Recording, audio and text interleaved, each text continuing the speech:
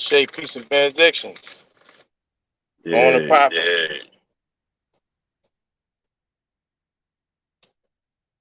Somebody join is blocked. I'm gonna go in the I'm gonna go and try to fix it. It's saying that both our streams is blocked.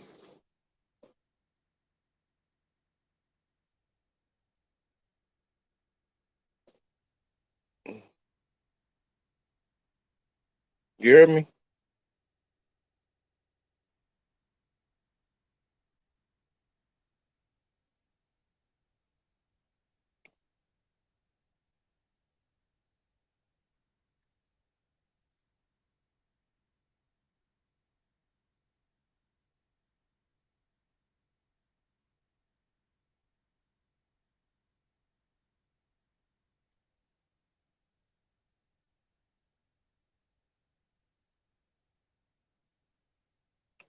I'm trying to fix this stream real quick because it's joint acting up. It's saying that it ain't streaming right.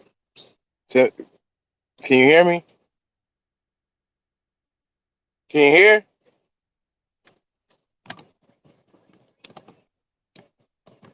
I I can can't hear hear you. you. I can hear I you. can hear you. I can hear you. Yep. Yeah, so it's saying it's I not got you. streaming right on your site. Right. Right. Right. Right.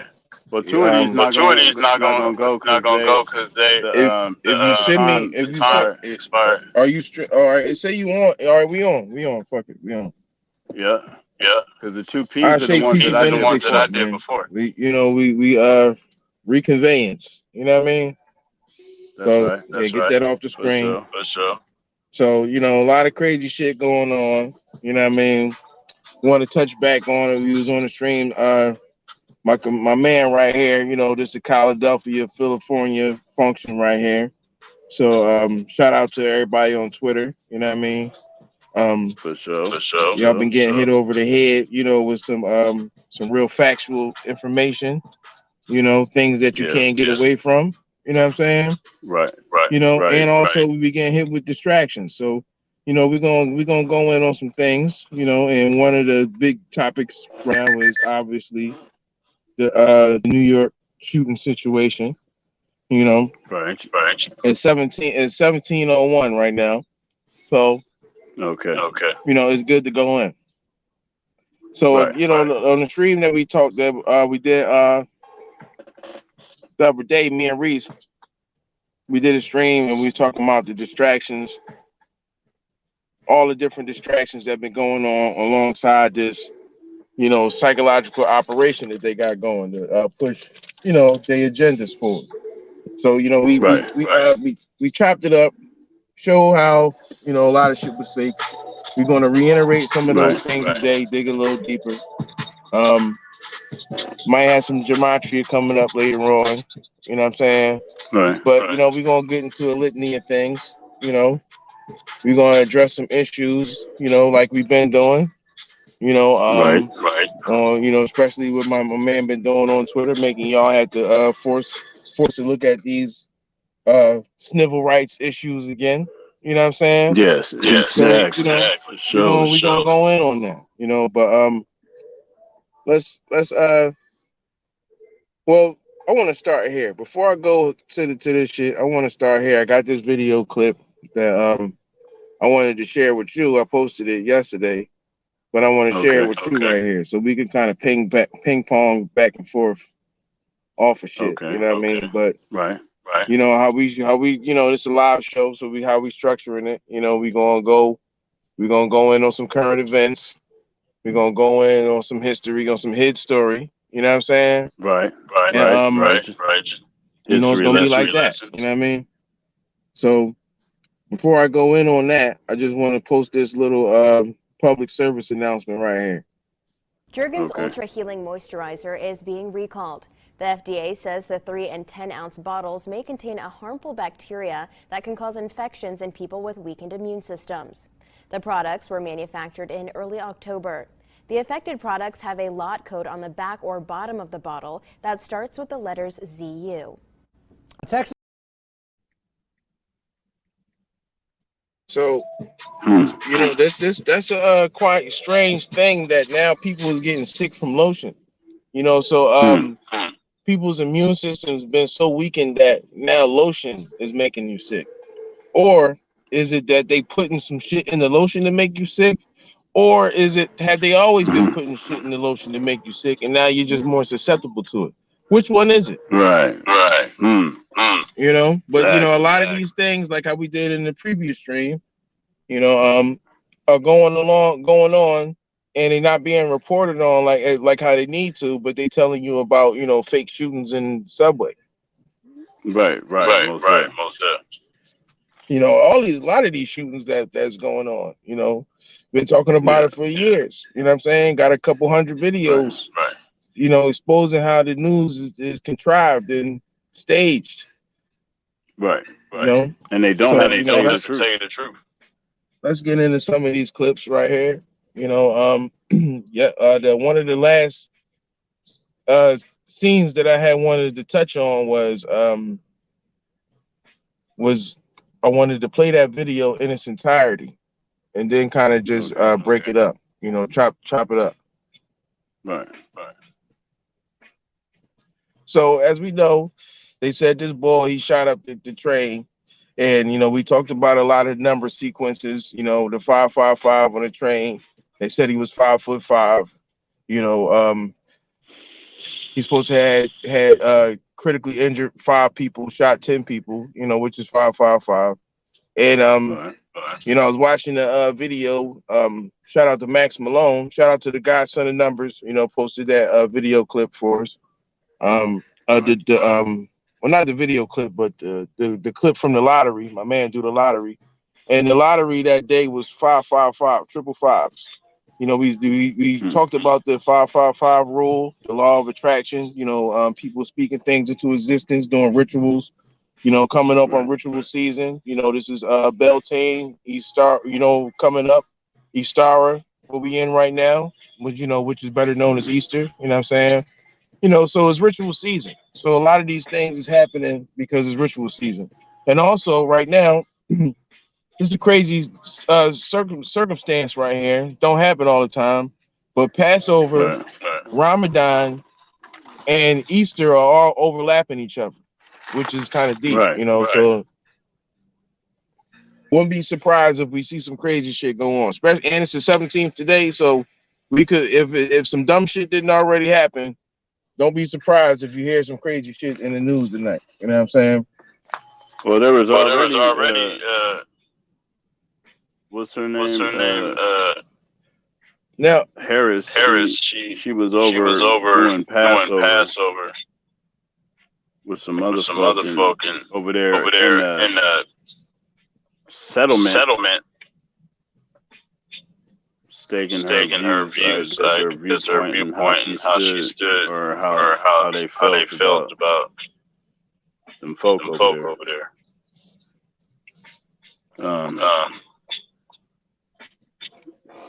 Because looking at the way that these views are being portrayed, you know, because it's Ramadan, and I ain't seen none of the movements towards any of those days. Juma, none of those, just none of the peaceful stuff that.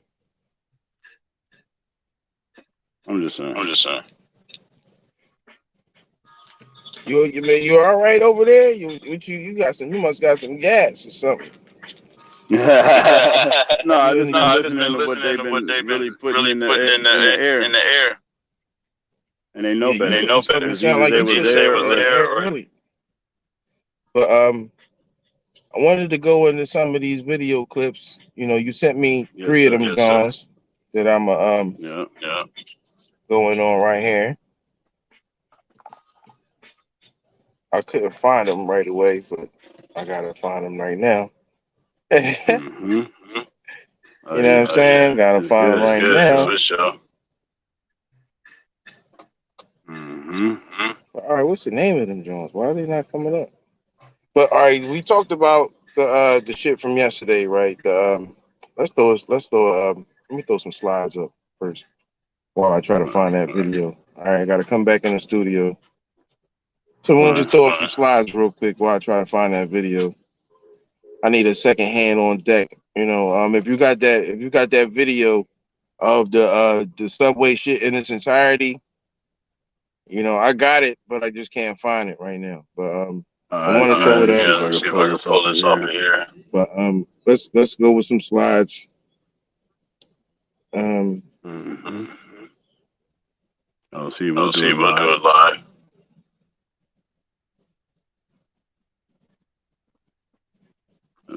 So that's supposed to be coming up from Philly. I put that up there by mistake, but we'll touch on that real quick. The stimulus check supposed to be rolling out in Philadelphia now. They ain't let no stimulus go in like almost a year or some shit like that. You know what I'm saying? So like, and like Philadelphia being like one of the most largest impoverished cities with the lowest what is it? Wage rate, Right. It's a powder keg for violence and and poverty over here. So, a lot of times people be reporting on Philly, you know, people is just now getting the stimulus check. You know what I'm saying? Like, but I wanted to go into this right here. Let me put this up on here. We're gonna go in on these quick pictures real quick. You know what I mean? While we get that video up there. But now you see these people right here, right?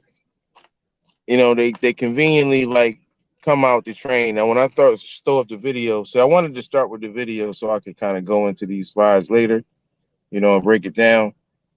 But this is gonna make sense once we start going through the video.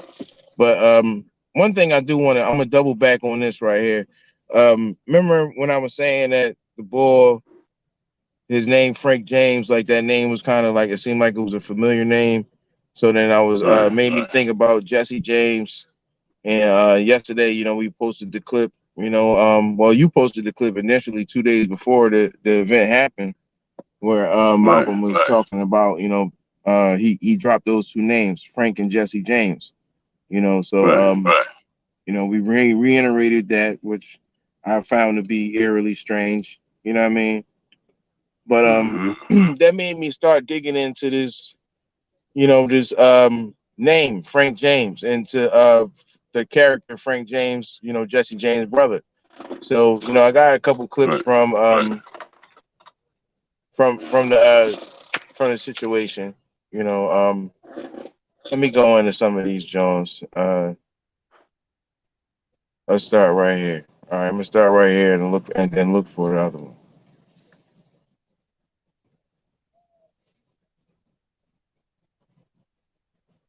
And I got that video out there for you too. Can you hear that? Is the audio playing? But this is supposed to be the dude right here. This is supposed to be him getting on the train with all his stuff, right? And he's supposed to be the dude that shot up the train, right? Right. And they said his name is Frank James, right? So this is what he looked like right here. Now, I want to double back to this video clip that I got a couple clips from this movie called The Return of Frank James that came out in 1940. So this they say that's Frank, but he looking more like Pinky. You know what I'm saying? So let's make sense of that. Let's make sense of that real quick. Ball out, Mr. Frank, when folks is around. Pinky No. Frank James isn't hiding in these hills. He's dead. Dead? Calling me a liar? liar? No, sir, but Frank James isn't hiding in these hills. He's dead. dead? You ain't dead. Calling me a liar? No, sir, but ain't no buts about it, Pinky. Frank James is dead and buried underground. Show you dead and buried under the ground and rotted. I remember. Yes, I remember, Mr. Frank. Now, is it strange? Do you find that a coincidence that this dude this is Pinky, Frank James' slave right here. That's Frank James, the real Frank James, right? So his slave, his farmhand, his name is Pinky. But this dude look exactly like the brother from the who, you know, that they saying did this shit. You know what I'm saying? They built him up. They built him up. Yeah. Like it's a lot of coincidences with this shit, yo. You know, so like Right. let's pull him up, right? Let's get a better look at him, right? Because he got arraigned in court the other day, right? Just one day after his arrest ended a nearly 30-hour manhunt across New He York looking City, like Pinky, the man. alleged subway gunman making his first court appearance. Frank James was denied bail Thursday. His lawyers didn't object. The 62-year-old suspect sat in prison clothes as a federal judge told James he's accused of committing a terrorist act or other violence against a mass transportation system. Asked if he understood the charge, James replied, yes. The assistant U.S. attorney saying James was a flight risk and still presented a serious risk of danger to the community. What? That nigga has no defense. Prosecutors He has calling the no nothing. rampage premeditated and carefully planned. The suspect's What? attorneys asking the public to be open-minded about a man accused of shooting 10 people. Mr. James saw his photograph on the news. He called Crime Stoppers to help. But a senior law enforcement official tells NBC police were already closing in after NYPD spotted this tweet around 10:30 a.m. Wednesday. You're walking around the East Village. What made you say that's Frank James? I mean, there was just so much movement around me everywhere. There was cars, there was people, there was so much movement. Oh my God. And then there was one still guy just sitting on a bench, resting, not drinking, not eating, not on his phone, not reading anything. In a Today broadcast exclusive, Jack That Griffin sounds telling me super he suspect. What's snapped up those with him? Twitter photos Oh my Wednesday God, morning. really? What's up with that? What's up with that guy right here? Well, where's his helmet and all the rest of the shit? Like, where? Nah, bro. Apparently, they said he left that shit on the train. Right. And he ain't sweating like a slave discussing freedom. So this is our Like, guy. He's just sitting there. I'm gonna just call him Pinky from now on. They got Pinky sitting out here, you know, just waiting to get picked up. Now they said that he turned himself in, right? You know, right. And he was just sitting there waiting to get apprehended. Now why would he do all of this? Just to turn himself in. You know what I'm saying? Right. Now, why did they turn him off right then? All right, the dude that they try to make him out to be, they said he was one of them people that be ranting online and shit, you know.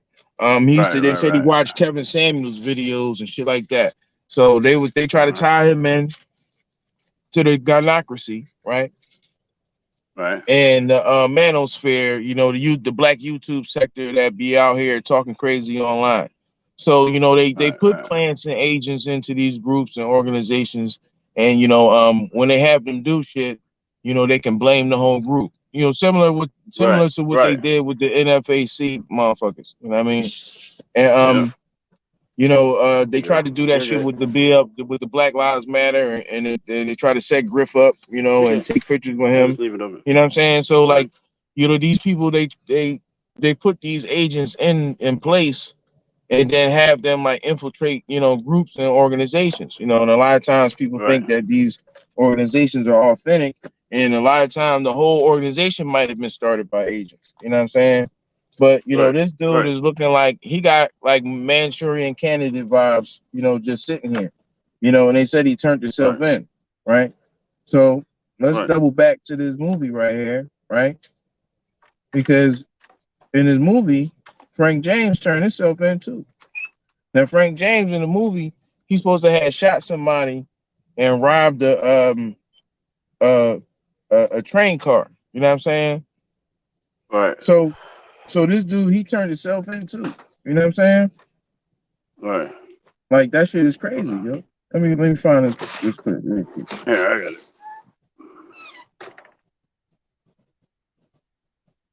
Keep it up, man. All right, I got it. Right hand place your left hand on the Bible. This shit is. The whole truth and nothing but the truth, help you God? I do. No such thing as a coincidence. You're Frank James. No doubt about that. Why are you here? Why? Yeah, you weren't captured. You weren't brought in on the fugitive warrant. Come in. In other words, you're here voluntarily, eh? As far as the state's concerned, you might still be at large. You know what I'm saying? So Right. you know, it's a coincidences just keep mounting up. So this dude Frank James, you know, he's a rebel with a cause, right? You know, who committed an atrocity and turned himself in, just like in the movie. Now this dude already looked like. Now I already told you that Frank James name already looks. It sounded suspect from the rip. You know what I mean? Right. So right. it's just a coincidence that, you know, this movie Frank James, the dude looked exactly like Pinky, the slave. Right. You know what I'm saying? Who was who was caping for the real Frank James, protecting him. You know what I'm saying? Right. So, you know, that shit is kind of suspect, man. But I want to go into this video. Let me go into some Frank James shit right here. So this is some reactions. We're gonna go into that, and then we're gonna go into the actual video. You know, chop up some of this, keep it short and sweet, because I don't want to spend too much time on this. You know what I mean? This is pretty much obvious fake bullshit, but we're gonna go through it just for the sake of educating people. So all right. Now they said this dude turned himself in. Now this video clip right here is supposed to be either before. No, yeah, they said this is before. This video clip is him recording himself before the shooting. You know what I'm saying? So let's roll the beam footage. Here we go. Might take 2 or 3 seconds to queue up. Here we go. You see that shit all day, every day. You know? You see that shit all day, every day. White motherfucker gonna slam the door, like, you know, try to slam it in my face. Yeah, fuck you and your white ass too, you white racist motherfucker.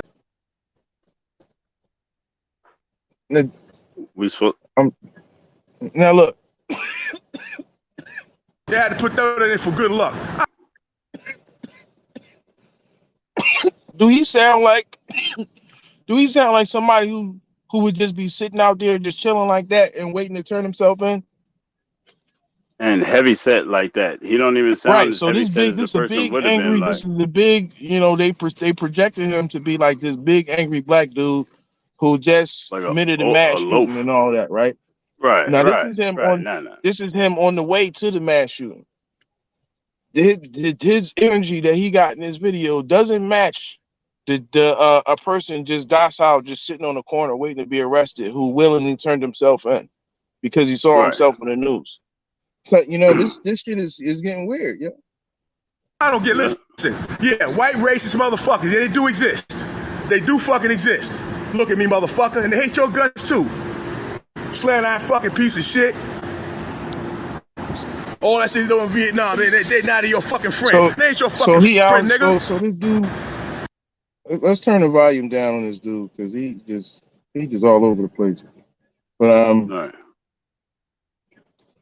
you know, he cursing up a storm. You know, he's saying a whole bunch of racist things. You know, so they making him to be like, you know, this bad guy. You know what I'm saying? That black. Right. And that dude ain't got that same energy. That big ass dude that was trying to get in the subway off top.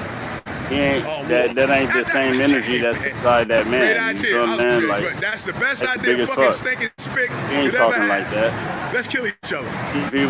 Even if he was like out of breath and some shit, bro, you can't get man. You shouldn't even be the fuck on earth. You're a crime against fucking nation. You're Spanish speaking motherfucker. You hear this dude talking? He talking real crazy. Yeah, he ain't got that. You know what I'm saying? Like he talking real crazy. That's not. He don't sound like somebody who turned himself in. Build a nation, another fucking nation. You know what I'm saying? Nation, standalone nation. It's not in that man. That's not in that. That's not the same energy, yo. You know, he's snapping. You know, and basically he on his way to go shoot some people up. So what he got it out of his system after the fact. But you know, like, you know, let's entertain the idea that this dude could be a Manchurian candidate. You know what I'm saying? You know, Right. He could have been. They could get him to turn up. They could get him to turn down, you know, whenever they feel like it. You know what I'm saying? Yep. So Yep. you know, it's something to consider. You know, that it's like, all right, we just want to highlight that this dude energy is not the same. You know, when he get turned in. You know what I'm saying? Right. Yep. So, you know, just like that other dude that they said did this shit down at the pier down in Florida. We had them clips when he was talking about it, and dude was just sitting there like a character on GTA. Like when you just stop, you know what I mean, and right, just yeah, idle. right. When that person is not, when you're not interacting with that person, they just go back Yeah, to yeah. The dude was just yeah. standing there waiting for the police like that, while he was just, you know what I mean, Right, unidle. You and know what I'm that's saying? how he was sitting there. He was just sitting there like he was just stuck, just froze. You know what I'm Yep. saying? So Right, like they done with you. let's go over this clip again. I mean, let's go over the video in its entirety. You know what I'm saying? So that was him before the shooting. So this is supposed to be the Allegedly. video directly after the shooting. So Right. notice how this video, the person that's in the cart ahead is positioning themselves to get a good camera angle. You know, and it's like, you know, basically in this clip, you seeing them literally orchestrate this on the spot. Like, you know, lot of these people that you see running around are like program directors, you know, actors, people looking for their next line and seeing what to do next. You know what I'm saying? So if it doesn't look natural, you know what I'm saying? And a lot of people didn't see this part of the video. So yesterday the video had got cut off, you know what I mean? But I wanted to show this part right here so that we could go over this. You know what I'm saying?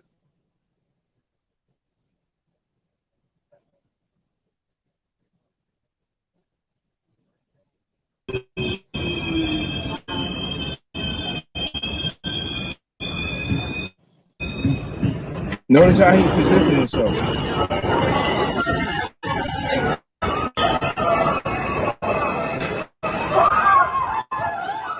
Notice how they position. Now, let me run it back.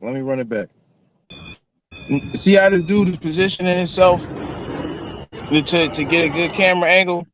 Now, notice, now they show you the 36th Street station. You know what I'm saying? Now, watch how these people start pouring out. You know what I'm saying? Watch how they start pouring out. And, hold up, let me get back up here.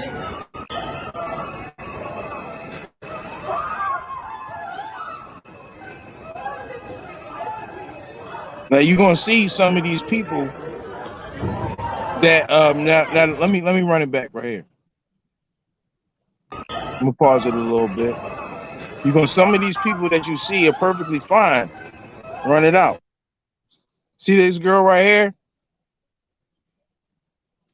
This girl you seen, she was later upstairs, you know, wrapped up with some shit on her face and shit. You know what I'm saying? So like, right.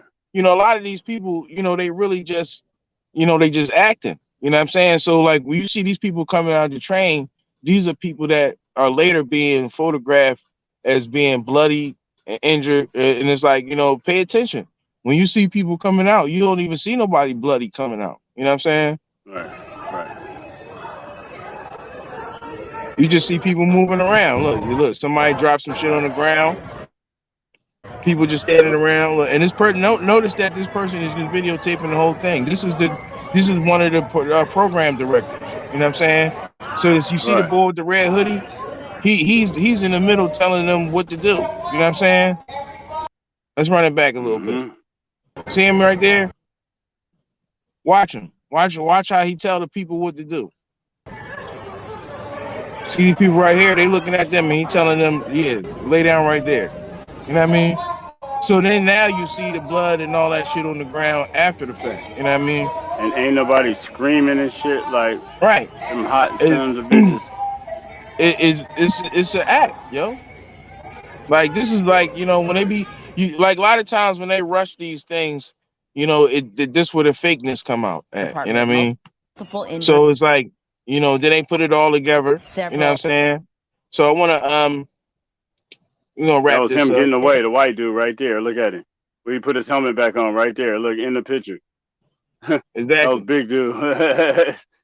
You know, we went So and it's talked to like, the you know what I police mean? and And a walked lot of away. times these psyops, they got somebody who's a fall guy or whatever. You know what I'm saying? So, you know, that makes them scenes from that video even more eerie, because it's like, again, this dude looks ironically just like Pinky from The Return of Frank James. You know what I'm saying? Mm-hmm. Is that a coincidence? No such Alongside thing. this weird looking fake shit. So, you know, we almost done with this, you know, because I'm really kind of tired of think talking about about this. what But you're this going is to do him. This is before another you do it. video of him right here. And let's not forget, I've been through a lot of shit where I can say I wanted to kill people. I wanted to watch people die right in front of my fucking face immediately. But I thought about the fact that, hey man, I don't want to go to no fucking prison. Fuck that. Right. See? So why would he stop? You know, when I was If young, he don't want to go to prison. I'd be like, hey man, I'm not built for no fucking prison. Pause that. I'm just not. Pause that. Pause that. Hey, that's conviction in his heart that he don't want to go to prison. Right. That right there, that's conviction in his heart. Like, I believe that over anything that anybody can say to anything about him. When he said that, he meant that. You Right. understand what I'm saying? So in that So alone should let you know that he would not be posted nowhere else. right. You He would have went on a understand? run. You know, and they said it was a remember they said it was a manhunt for this dude. Now, if you remember from the movie, you know, or from those vibes from the cowboy movies, they would have, you know, rewards for, you know, outlaws. So Right. for the And couple these people hours that he was an outlaw, they had what it was like a $50,000 reward or some shit like that. So, you know, they played with the numbers again. So like that, obviously the operative number there was 5.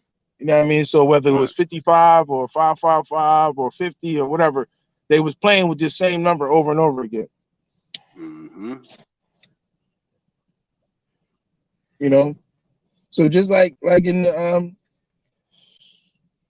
just like in the movie, we're gonna wrap this up because, you know, I'm really tired of talking about these kind of things. You know, that's why I didn't really jump on this right away, because I wasn't really worried about this. You know what I mean? Because it's like all the time, like it's always distractions. And in the video that I did before, we focused more on what was going on in the news than actually dissecting this video. So, you know, I'm gonna take some light jabs at it. You know what I mean? You know, so, you know, this is a clip from the Frank James movie, right? Now, notice how they play with the same number sequence. This is in 1940. You know what I'm saying? Frank's not going to his death. 10 years, I figure, maybe 15. I only hadn't persuaded him.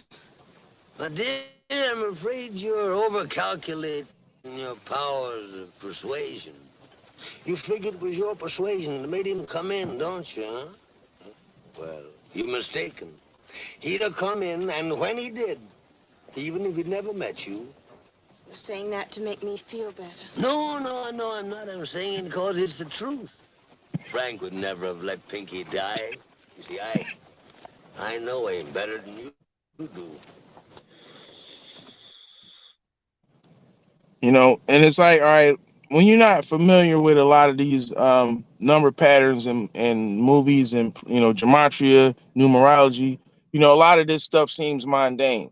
But it's like, you know, like I always say, how many times is a coincidence possible before it's not mathematically impossible? You know what I'm saying? So is that a coincidence too, that, you know, you see how they say, oh yeah, he'll get 10, maybe 15, you know, and of course we know 15 is 555. Same numbers that you seen on the side of the train. You know what I'm saying? Same numbers that they used to describe him. He was 5'5". You know what I'm saying? They said he shot basically they said he injured 23 people, but he shot 10 people and critically injured 5. So, you know what I'm saying? So they playing with these same numbers, yo. And again, is all of this just a coincidence? And, you know, that's why I started off the video saying that I got hundreds of videos, you know, just pointing out how the news is fake. You know, how the news is staged. You know what I'm saying? And they always any story you pick, we can go through and just show how it's just always some eerily coincidences next to something. You know what I'm saying? Like, And just like in the video, I'm pretty sure that they saying some shit like this. When did you first meet Frank James? As a boy, 14 or 15, when he first joined up. You mean when he joined Quantrill's guerrillas? Guerrillas? Did I hear you say guerrillas? It's a coincidence, right? You know what I'm saying? That shit is just a coincidence. That's a coincidence. So it's like, man, this is like this all the time. You can think that, we reaching or, these things is just crazy or whatever, but, we can do this all day. You know what I'm saying?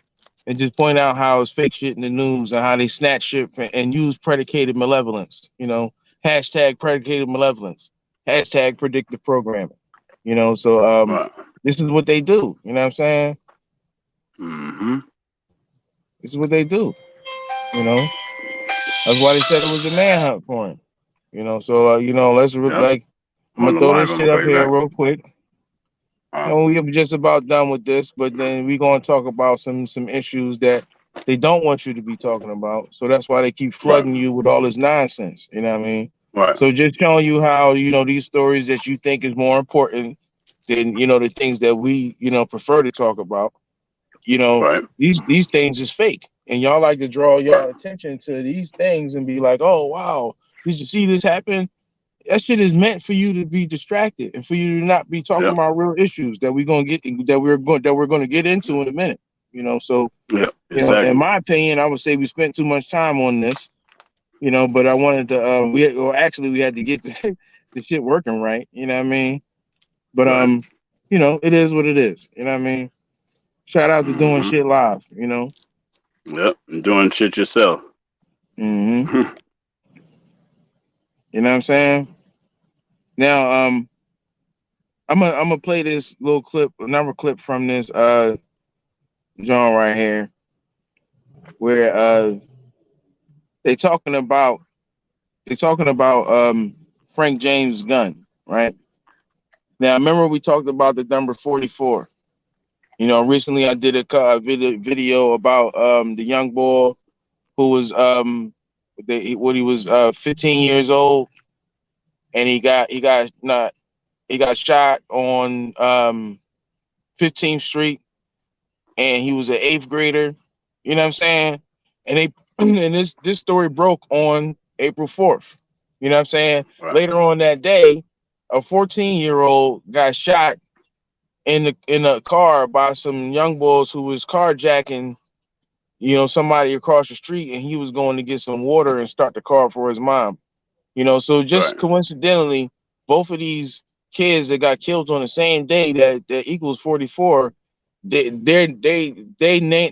ages are some replication of 4. You know what I mean? It's not a coincidence. Just like when they had a story about and I can break that down further, but I'm just glossing over that to kind of show that. Like, but they had the story about the girl who was 8 years old who got shot at 8 o'clock at night on 8th Street. You know what I mean? And that story broke in 2 states.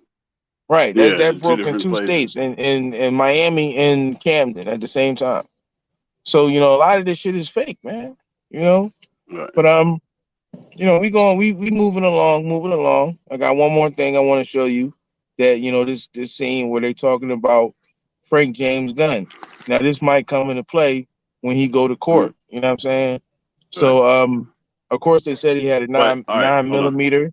They said he had 9 millimeter with I think they said he had 3 extended clips. Might have to count up how many bullets that is. You know what I mean? Or how many bullets he fired, because they play with all these numbers. Oh yeah, they said he shot 33 shots. Yep. So come on, man. You already know that they play with these numbers like that. So 30, he was at 36th Street Station. And shout out to Max Malone, who pointed out that the train was 5551, and when you add 5 plus 1, 5 plus 1, 5 plus 1, you get 666. So, you know Right. what I mean? That's another connection right there. 666 at 36th Street Station. You know what I mean? Right. 3 6s. So, they're talking about Frank James Gunn in his scene from the Return of Frank James from 1940. You know what I'm saying? So, we're Right. gonna wrap this up with this shit right here. Just pay attention Right. to how they use this number 44. You know what I mean? And again, they got the number 44. And the 44 is the kill number, just like the Son of Sam, 44 caliber killer. We talked about Martin Luther King, and he died on April 4th, which equals 4-4, another reference to kill and shooting, you know what I mean? And that's why those two young boys got shot, because shooting also equals 44, you know what I mean, in gematria. So, and if you're not familiar with gematria, is the alphanumeric practice of coding numbers into words. And, as I'm looking at the time right now, we're in the 40th minute, which is, eerily strange, but, this is Easter Sunday, and the Bible is coded with 40 a lot too. Coronavirus is 41, so you see that dropping a lot, you know what I mean? But let me play this scene and wrap this shit up, and let's move on to some more juicier topics. You know what I mean? So no, that's the wrong clip. My fault. Matter of fact, maybe the universe wanted this clip to play right here. Fuck it. Let's let it fly. If it want to come up, maybe it didn't come up. I don't know. Hold on. Bear with me. You know what I mean? This shit doing a lot. I was thinking about, man, maybe we should do a pre-recorded show and then stream that live. We gotta. You know what I mean? We gotta stay live. Yeah, for sure. I mean, but they a gotta lot see of our this work. help us to get better at at the tactics and shit. So Oh yeah, I do for like sure. I do like the challenge. You know what I'm saying? Right. Where is this clip at here? Makes us better. It makes us better. And we love the feedback too. So you know what I mean. Run that back.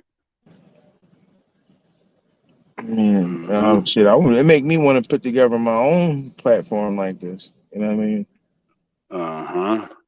Shit. Because I feel like I could do it. Time.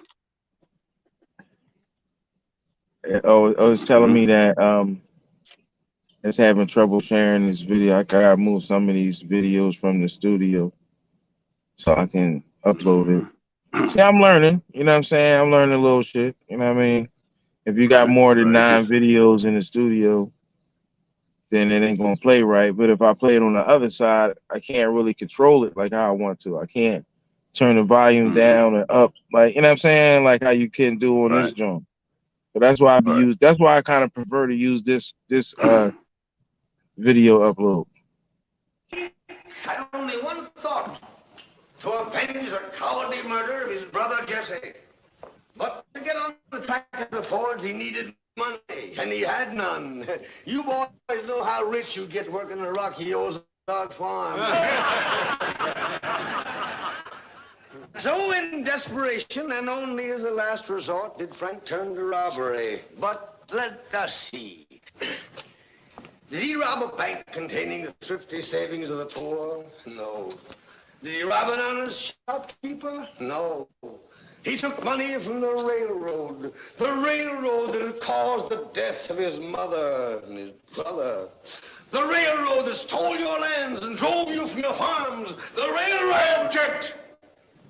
Your objection is well taken. Now let me remind you, Major, again. The St. Louis Midland is not on trial in this court. I'm sorry, Your Honor. Now just try and forget what I said about the railroad. And there is no evidence whatsoever that Wilson, the night watchman, was killed by a bullet from a 44. There is more than a reasonable doubt about it, since even the autopsy surgeon himself couldn't tell.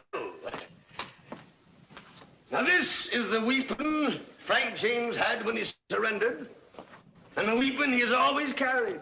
I know, because I gave it to him myself the day he went to join Quantrell. You see the initials on it, FJ, and the date here, see here. This is very irregular, Your Honor. The evidence is in. Let him proceed. Your Honor. Now, this weapon of Frank's has a very interesting history. Yes, sir, right from the start. His first bullets were fired at those dad-blasted Kansas Jayhawkers when they come a-raiding here. You remember that, don't you, Ira? Next, didn't the Jayhawks win? Was used on the sneaking, thieving Yankees that burned Hickoryville. Saved your barn and your horses, eh, Luke? What are we trying here? Frank James or his gun? You see now. Now let's just use that as a highlight. That they might bring that into question. And try to get into some real deep analysis about the weapon that he used and all of that. But if you notice how they, even way back then in the 40s, they've been using the same, number coding system. So it's not by coincidence that they use that number 44 to describe the type of slug that come out of that gun. You know what I'm saying? It's not a coincidence. You know what I'm saying?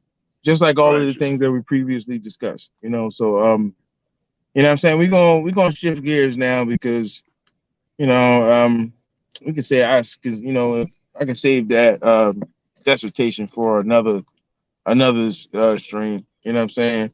But hey, look, man, we want to get into some of this his story. We want to get into some of the things that they don't want us to talk about. And they use, little surface stories that they really be playing on us with, what I mean? Psychological operations, to get us to not be talking about, real issues. You know what I'm saying? So, we gonna go in. Right. And, like I had, it came a point to where, I'm searching here looking for, what went wrong with our whole situation. And once I realized that we didn't have human rights, I'm like, then what was the whole civil rights situation for? So that caused me to dig deeper. Then I was like, you mean to tell me the whole civil rights, the only thing we got up out of there was to be able to rent from white folks and to be able to eat at lunch counters? Those are the only two things we got for all that fighting and shit? Like, who dropped the ball? Then I started realizing that it really wasn't people that dropped the ball. It was people that picked the ball up and ran with some other shit. And basically, as long as they got the people that was in charge up under their act, it don't matter. Like, there's two sides of the same coin. And in that, researching my research, because you know what I'm saying? Like, there had to be something in there, and noticing the difference in between human rights and civil rights. And once I realized that, a country can't get into another country's civil issues, I was like, you mean to tell me that these people have been playing this whole fucking time? You feel what I'm saying? Like, and you can't call yourself a civil rights attorney if you don't know that. That's simple math. You know what I'm saying? So this whole time, so it made me start, researching even more so, and then I stumbled upon one of our elders, one of our ancestors.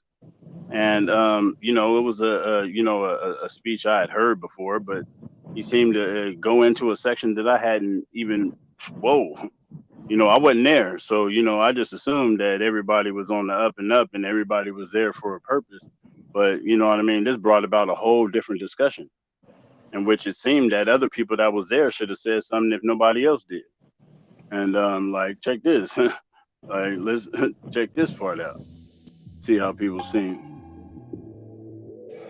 As soon as King failed in Birmingham, Negroes took to the streets.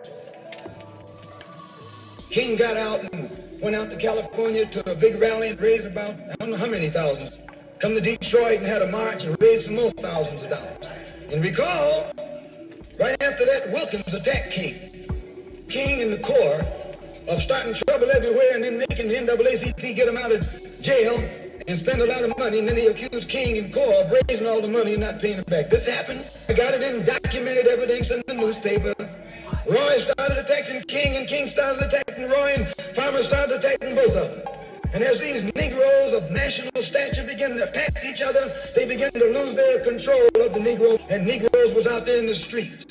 They was talking about, we're going to march on Washington. By the way, and right at that time, Birmingham had exploded, and the Negroes in Birmingham, remember, they also exploded.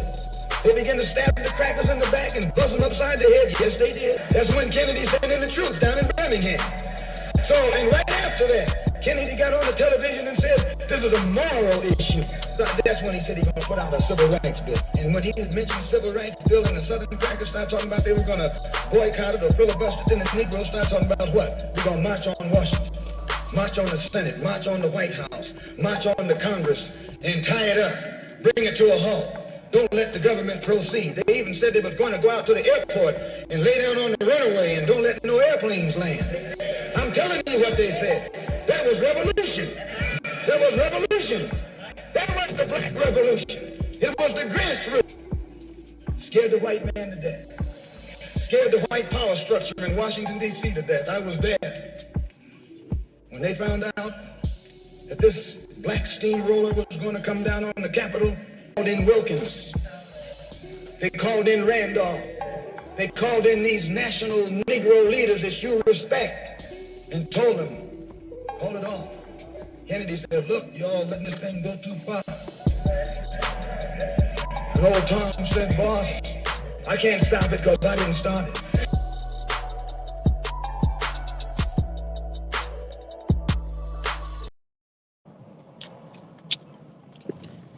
God damn. So let me say this. So we got shammed? Right. Was that what happened? Is what? How? You know, it sounded like the whistle was blown, and the big six on the boulevard been taking us in the wrong direction. Right. You know what I'm saying? I mean, it seemed to be from a very reliable source. And that's probably why they use that number, the big six. You know what I mean? Right. But and from they hijacked somebody else's movement. Right. And made it something that wasn't even supposed to be. Sound familiar? Right. Mm-hmm. You know, because that's what I'm hearing happen with the Black Lives Matter movement. That the people that got the name and all that now, that's using the money to buy mansions and touch kids and all that. Yeah. That they stole that name and that movement from somebody else. Yeah, because the boy that bailed out at the beginning, the one that said that once it started getting corrupt, he got up out of there. And he was one of the founders. You know what I'm saying? That video too. And then they made, so now Black Lives Matter is now something completely different than what it was supposed to be. Now it's about people. Now it's more so about people with bent wrists and switch. You know what I mean? Right. And make up new genders. You know, all that. It's more so about them. Right. You know, and see, and it's trying to couple black people who don't even have no history of that are doing that. That's why it's empowered that's why it's important for the powers that shouldn't be to try to push that on us, because that's another form of population control. You know what I mean? Right.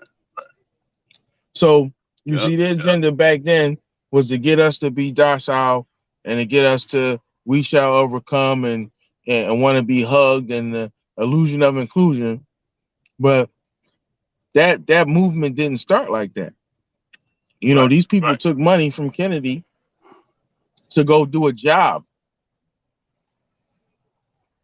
So that's why I asked the question. And did we get played? Did we get shammed? You know, like I told somebody last night, I'm like, yo, like, what does it mean to be civil? Right. You know, we discussed this many times before, but it's like y'all asleep at the wheel, y'all not paying attention. Because you're worried about stuff that we previously discussed in the opening video. Right. But these are some of the issues that we need to be talking about. Right. What's up with that? You know, so is that really why? Maybe that's really why they got at Malcolm. Yep. And I know that he was exposing the plot and exposing key players who that we thinking that they for us and they ain't.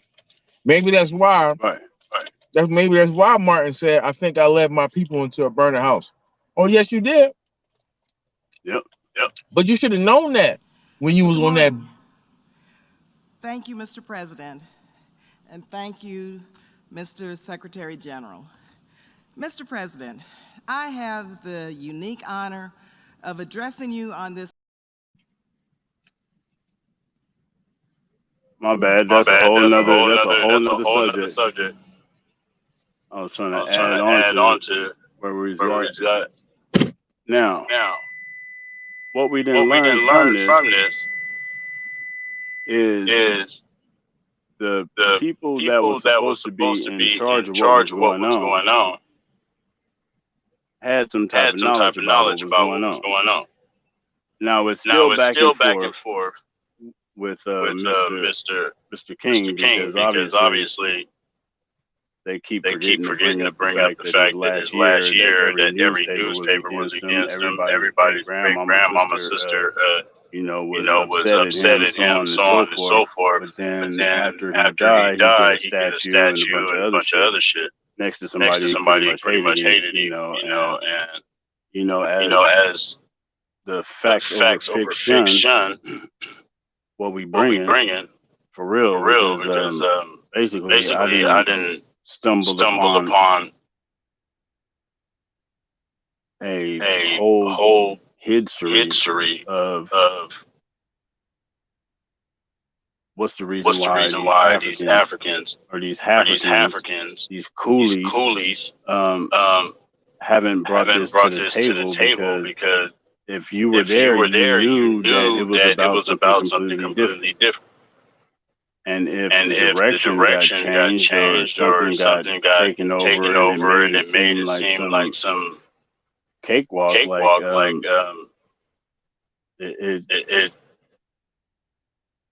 ain't making sense at all. And it's only so much time right now that we supposed to actually be talking about things that matter. Everything else out the window, man. We can throw history up there to add to our present. That's going to make better for our future, but the rest of it's irrelevant. The dancing about it, you know what I mean, so on and so forth. That's killing our situation. I mean, because once you correlate 6 and 4 on how these individuals actually put this stuff together. I mean, this is from a reliable source that can irrefutable. And right now, currently, I'm quite sure you can go and use the search engine and come up with what's being said as fact. You can go on and try to delete it in all the locations, whatever you want to, but this is still facts amongst these other individuals. Just like how the brother said that, any of them can get up on the mic and say it. Jesse's still here, he know. And really calling people out just because you was at the March on Washington. I mean, what was your participation? You did what I'm saying? Like which part? Because it seemed from. I mean, I know it happened to all our human rights leaders. The people who stood up for something different than what these folks are talking about. And got swept up under there like up under some civil rights shit. Some people didn't know though. But there comes, you know what I mean, and they're not. It's not like they had the ability to do something serious. By themselves. These individuals who call themselves leaders that took this money and been draining this from the whole. Yeah, we bring it real. And then as soon as a good brother gets back in. Yeah, for sure. Holding it so we can get to part two of this. Because from there, it pretty much made everybody else's discussions like irrelevant. And the people that they asking for. Check it. And that old shrewd fox, he said, well, if you all aren't in it, I'll put you in it. I'll put you at the head of it. I'll endorse it. I'll welcome it. I'll help it. I'll join it. The very a matter of hours went by. They had a meeting at the Carlisle Hotel in New York City. The Carlisle Hotel is owned by the Kennedy family. That's the hotel Kennedy spent the night at 2 nights ago. Belongs to his family. A philanthropic society headed by a white man named Stephen Currier called all the top civil rights leaders together at the Carlisle Hotel and told them that by you all fighting each other, you're destroying the civil rights movement. And since you're fighting over money from white liberals, let us set up what's known as the Council for United Civil Rights Leadership. Form this council. And all the civil rights organizations will belong to it. And we'll use it for fundraising purposes. Let me show you how tricky the white man is. And as soon as they got it formed, they elected Whitney Young as the chairman. And who you think became the co-chairman? Stephen Currier, the white man. A millionaire. Powell was talking about it down at the Cobo today. This is what he was talking about. Powell knows it happened. Randolph knows it happened. Wilkins knows it happened. King knows it happened. Every one of that so-called Big Six. They know what happened. Once they formed it with the white man,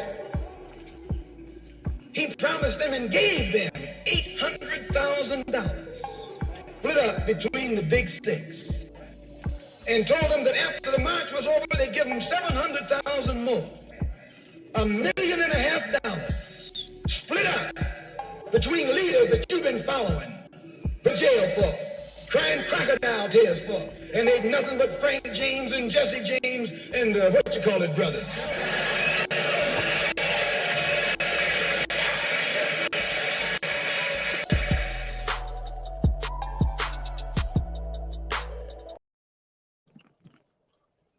Damn.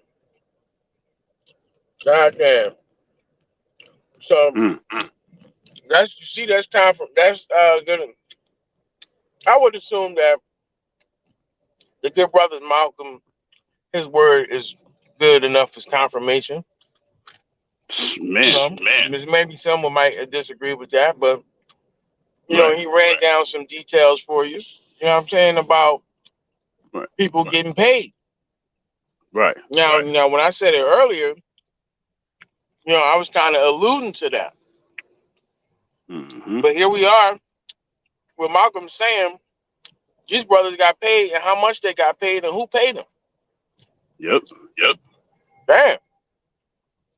And of course, you know, we can't get around that name drop of Frank James, you know, because the news been bombarding you with that name anyway. Right. So I know that had to trip you out. And there ain't no such thing as a coincidence. We're breaking snooze buttons. You know what I mean? Something going on. But you know we on to something. Something going on. That's where you should be at right now. Like, something is going on. Yeah. It is. Right. Your alarm button should be broken. And you get up out of that bed. You know what I mean? Right. Eyes open don't mean woke. Now, earlier, the clip that you had played, unfortunately, I had to get out the car. So I didn't watch it at all. I didn't get to see it. No, I my apologies. I didn't want to talk about that because the wording that this woman used, like I'm looking at it like this. It was a clip that passed through. It said Representative Barbara Lee speaks at the UN basically, and talking about the abolishment of slavery and equal rights. I'm like, our people forever been trying to go get at these people. Then got detoured, then got beat up, then got hornswaggled, then got talked over, then got deleted, muted, arrested, all the shit just to even get over there to talk. Even the slightest bit about what's going on over here. So how did she skate past any kind of y'all need anything from the store while we over here? You understand what I'm saying? She ain't checking with nobody. You feel what I'm saying? Like, anybody got any issues while I'm up here? You feel what I'm saying? I was like, and it was no pushback from these individuals that the powers that shouldn't be about her going. You feel what I'm saying? I'm like, something up. And the way that these people word stuff, I mean, you can take from it as you will. Like, she just set us up, basically, and I can point out multiple spots why. I mean, I let you make your own decisions. That's why we got. That's why we actually bringing it to the table. You know, it's like if this is being played out as a movie. Told them what signs to hold up, so on and so forth. What part of the movie is this when they get to wiping folks out after they ain't acting right? Waiting for these big groups to get together now, and they got all this opportunity to do your ass in from a distance. Right. We'll get to that part too. Now, listen to how she say this thing. This is very disturbing. Like, Good morning. strip this. Thank you, Mr. President, and thank you, Mr. Secretary General. Mr. President, I have the unique honor of addressing you on this important occasion as both a member of Congress and one of this year's United States congressional delegates to the United Nations General Assembly. As we commemorate the abolition of slavery and the transatlantic slave trade, let us reflect on the profound words of self-emancipated enslaved person, abolitionist, orator, global luminary, and diplomat Frederick Douglass. Abolition of slavery, he said, had been the deepest desire and great labor of my life. These words prompt our remembrance of the victims and descendants of slavery and the transatlantic slave trade. The transatlantic slave trade forced millions of people from their homes, families, societies, and countries, and subjected them to exploitation and dehumanization, creating a global enterprise of unparalleled wealth for Western nations and fueling the global economy. Chattel slavery remains an immoral and indelible stain on the history of the United States, the Western Hemisphere, and the collective chronicle of our inhumanity. We acknowledge the myriad atrocities of slavery and continue to grapple with the racial, ethnic, gender, economic, social, and political hierarchies it created. And yes, we must honor the victims of slavery by dismantling its institutional remnants, such as racism, discrimination, economic inequity, marginalization, and systemic underdevelopment. The United States must address the multidimensional legacies of slavery through an unprecedented commitment to racial equity, justice, and inclusion within our borders and throughout our global affairs. We have demonstrated our commitment nationally through a government-wide approach to addressing systemic inequity. Today, the President of the United States, Joseph R. Biden, will sign the Emmett Till Anti-Lynching Act of 2022, recently passed by the United States Congress. It has been over 120 years since Congress's first attempt to criminalize the horrendous act of lynching, and yes, today it will be finally made a federal hate crime. Members of both House and Senate have supported legislation that acknowledges and addresses the remnants of our racialized past stemming from the institution of chattel slavery. Legislation like H. Con. Res. 19 urging the establishment of a United States Commission on Truth, Racial Healing, and Transformation. H.R. 40, a commission to study and develop reparation proposals for African Americans, and H.R. 1280, the George Floyd Justice and Policing Act, are all examples of how Congress is grappling with the need for systemic change and redress.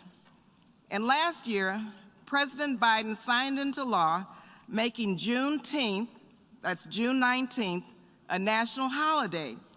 It was on this day in 1865 that Union soldiers arrived in Texas to announce that Black people were free. Now, this was 2.5 years after the Emancipation Proclamation. This announcement was made in Galveston, Texas, which is the home of my grandfather and my Sounds like a setup to me, great-grandmother. brother. Now, on the global stage, we championed the establishment of the Permanent Forum on People of African Descent and supported the International Independent Expert Mechanism to advance racial justice and equality in law enforcement. And I personally fought for our participation in the movement to establish the beautiful permanent memorial honoring the victims of slavery and the transatlantic slave trade right here in a prominent spot at the United Nations. And I was honored to witness the establishment of the International Decade for People of African Descent. Despite these promising efforts, there is still so much work to do to achieve full equity in the United States and globally. And so we must embrace this momentous occasion as a clarion and dynamic call to engage and to move forward. Thank you very much.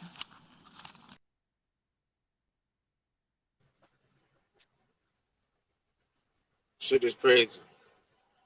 So, you know, more window dressings from Joint Operation Environment Man. You know what I mean?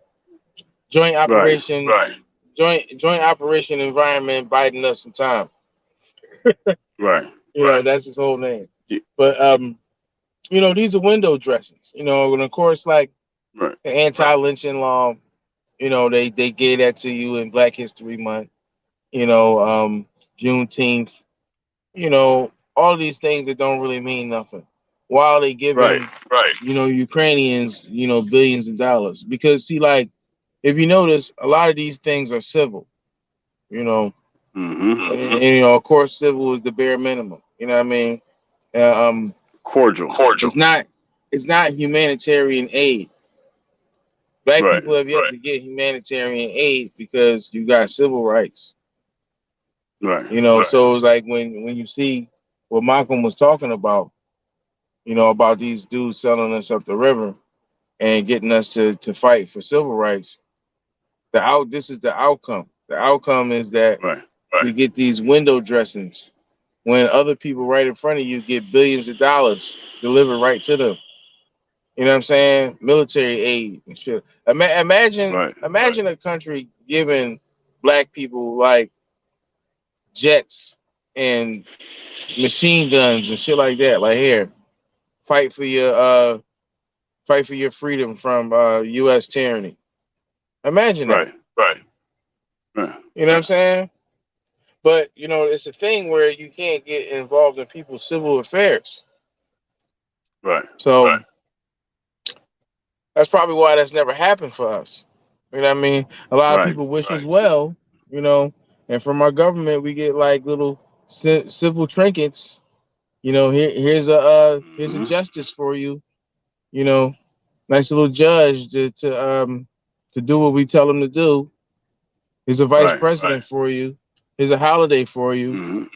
Here's an anti-lynching bill for you because we know how bad you hate lynchings. You want those? But it's 2020.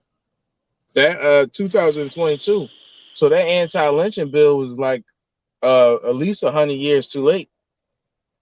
I mean, so you mean every other time before Black then it people was getting legal? shot, but we getting shot and poisoned by white people now. So, you know, thanks for the anti-lynching bill, but you know, we got other things to worry about besides rope. Yeah, exactly. You know what I mean? And yep, exactly. And current, bringing it right on down to current events.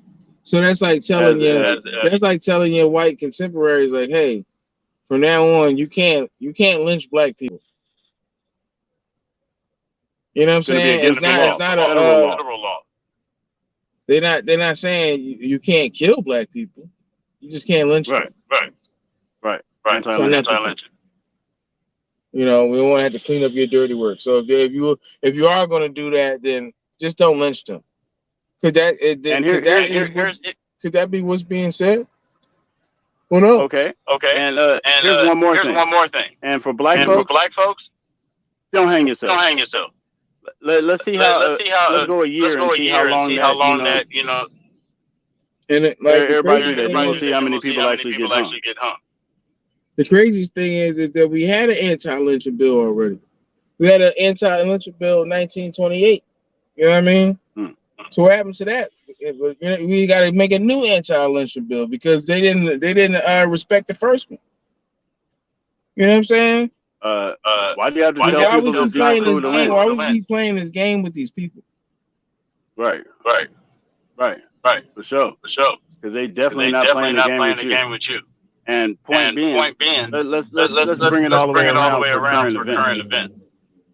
Sharing quotes and taking notes. Let's get this.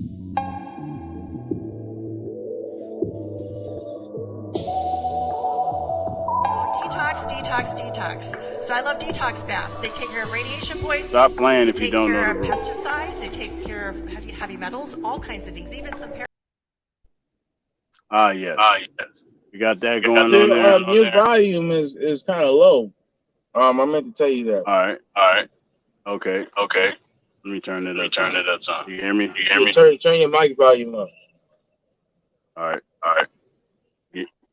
Got it. Yeah, for sure. Let's see here. I'm sorry. This one. Get this out to as many people as you can. You could save a life.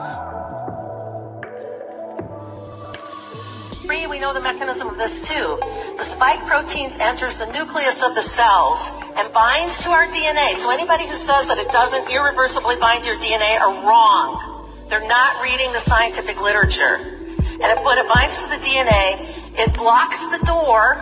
And when it binds to the DNA, it starts making it into an abnormal cell that if that cell replicates, will turn into cancer. And then it bars the door, blocks the door, and doesn't allow our God-given immune system repair enzymes to come in and repair the damage that spike protein has caused. Hence, that allows cancer to form, and why we are seeing, and Dr. Ryan Cole has talked about this a lot, why are we seeing this explosion of cancer in people that get these shots? People that have been in remission, been treated, they're in remission, or they said they don't have cancer anymore, suddenly they're exploding. That's endometrial cancer, all kinds of blood cancers, lymphatic cancers, breast cancers from these shots, and we know the mechanism. It's not a guess. Data came out just in the last 2 weeks that if a person is injected, they're 8.12 times more likely to be infected with Omicron. Again, suppression of your immune system, suppression of your white blood cells, ablation of your toll-like receptors. The more shots you get, the more you destroy your immune system, and the faster that happens. And it's anticipated, the German data says that by the end of 2022, every fully vaccinated person over the age of 30 may have the equivalent of full-blown vaccine-induced immune-suppressed AIDS. This is government data from Germany. This came out about 2 weeks. Pass it on.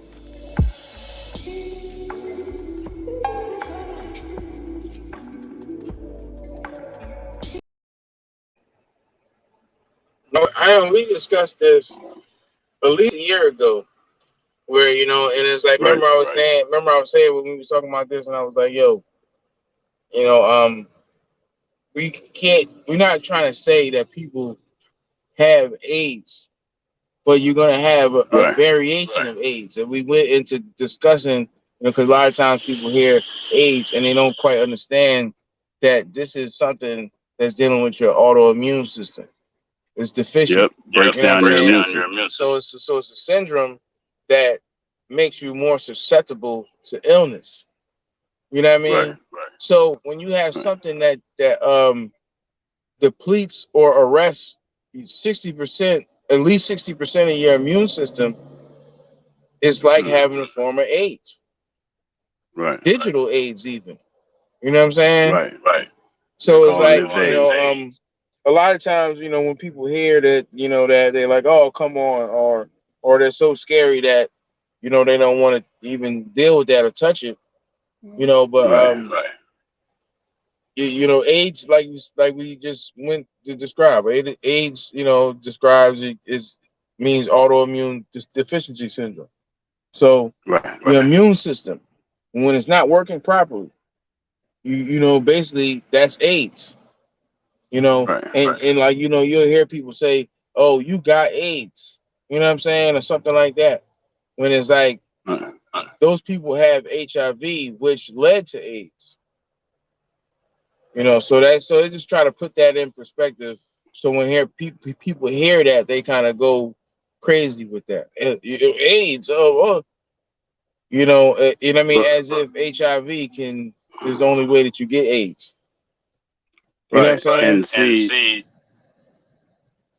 from the beginning, as they were speaking on, one of the ingredients in order for your body to not completely reject your injection, they had to give you something that would break down your immune system, so it would be able to take what they injected. I want to throw something up real quick. I just want to put up a slide real quick. Since we talking about this, but I'm gonna let you keep, doing your thing or whatever. You know what I mean? But let me get this up here real quick. Yeah, and see on PopeNT.com. Sign up, become a member. You have access. Full videos. The stream that you're watching right now, if you catch it there, you don't want to sit there on one of these apps or what have you. You know what I'm saying? That's why we make it. Making it so you have optionals. Yes. Because I got the video that goes along with who his wife is.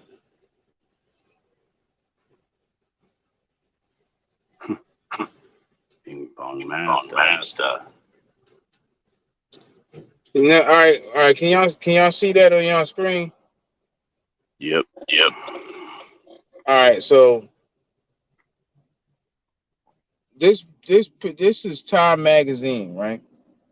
Now this is the cover of Time Magazine from 2002, April 22nd, 2002. 422. Right? So you see what it's talking about. How medical testing has turned millions of us into many human guinea pigs. We coming up on April 22nd. You know what I mean? A couple of days. So this would be what, the 20-year anniversary of this Time Magazine right here. You think they're going? You think they're going to do a time? You think they're going to do a 20-year anniversary for this? You think they're going to remind you that, oh yeah, 20 years ago we posted this, or we talked about how people was going to be human guinea pigs? You think they're going to remind you of that? They always like to remind you of shit that they did, but not the predicated malevolence. Right. You know what I mean? Not this here. Bet you won't see them talking about this. Right. And here it is, 20 years later.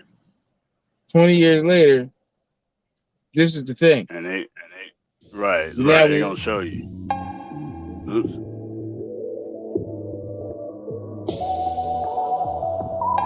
And COVID is critical because this is what convinces people to accept, to legitimize total biometric surveillance.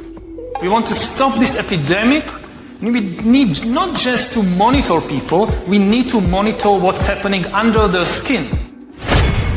What we have seen so far, it's corporations and governments collecting data about where we go, who we meet, what movies we watch.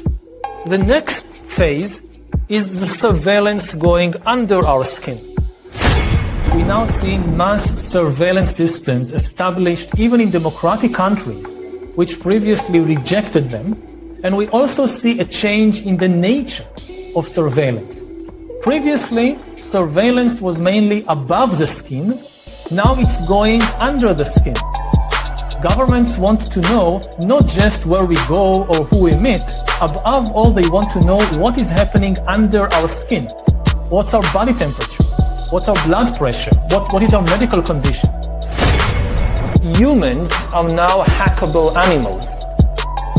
You know, the whole idea that humans have, you know, they have this soul or spirit and they have free will and nobody knows what's happening inside me. So whatever I choose, whether in the election or whether in the supermarket, this is my free will, that's over.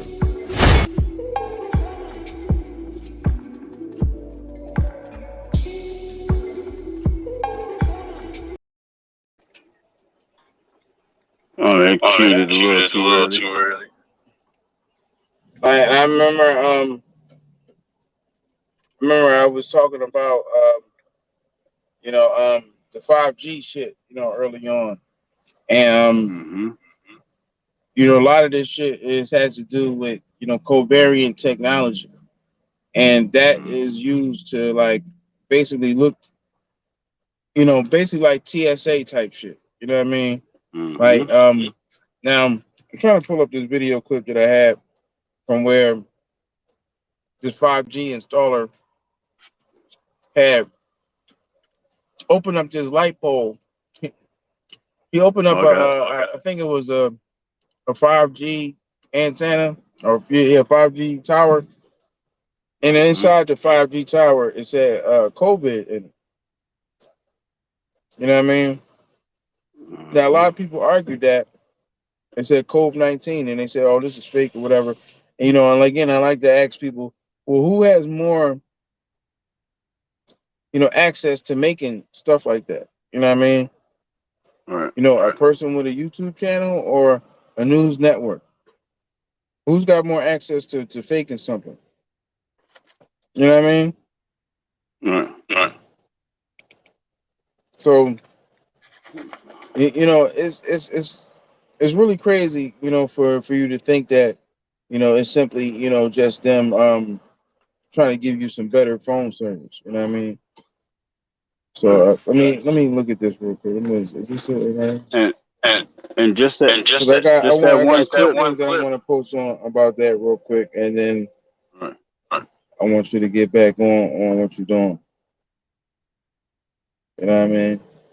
I don't want to take the floor from you. I just wanted to just show this real quick. Uh-oh. Apparently, this is an LED 5G street light. It's pretty neat. See what I'm saying? Why is it 5G in a street light? Is that a tower? No. You know what I'm saying? It's we being told, we can get into that, maybe later on or whatever. But that's a whole can of worms in itself right there. Is that this, 5G situation is not what we being told. You know what I mean? So what the doctor was just saying about, when we want to know what's under the skin, there's a lot of technology that's going into that. That's going into finding what's under your skin. You know what I'm saying? And they're using, a lot of this Blovid, shit to do that, to do exactly that, So let's check this one out real quick, and then I'm out. I mean, for sure. Let me get that up there. technology and induction of coronavirus and skin cells was published. This paper gives a scientific explanation of the relationship between 5G technology and the coronavirus. Unlike 4G or other radio waves, the 5G millimeter waves can penetrate the nucleus of a cell. The DNA then acts as an inductor. It reacts to the 5G waves by producing an electromagnetic field. Like a shadow, the shape of the electromagnetic field reflects the hexagonal and pentagonal shapes of the DNA base pairs. This electromagnetic field produces holes in the cellular liquid. Hexagonal, pentagonal voids are created in the nucleoplasm. And to remedy this disturbance, extra bases are created to fill the voids.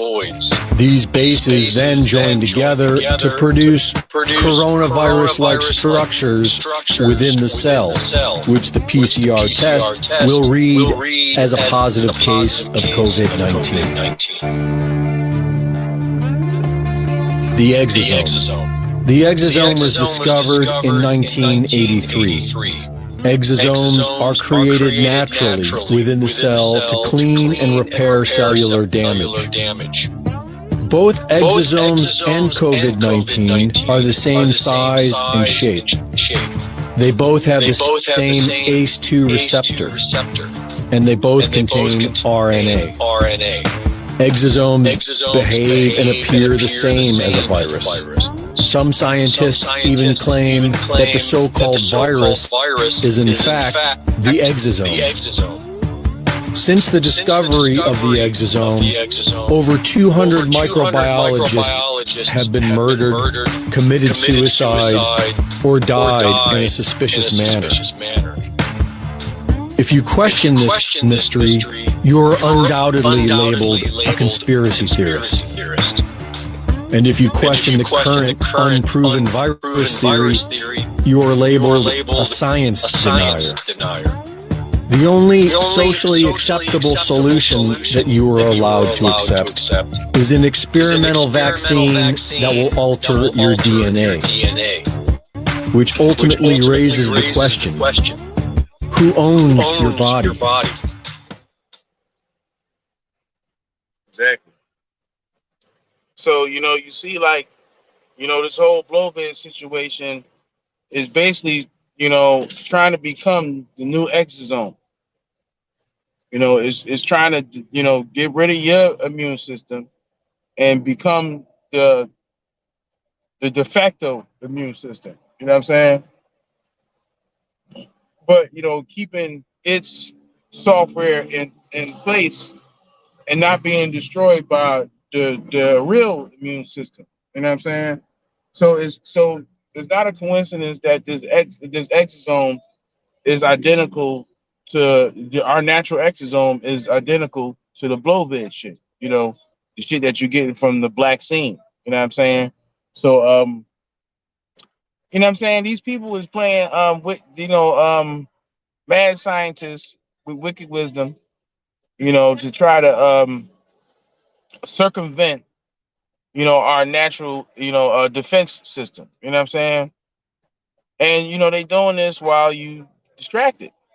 While you think this shit is over. Right now, in Philly, they about to have a mask mandate, back in place tomorrow, starts tomorrow, and the state is actually getting sued.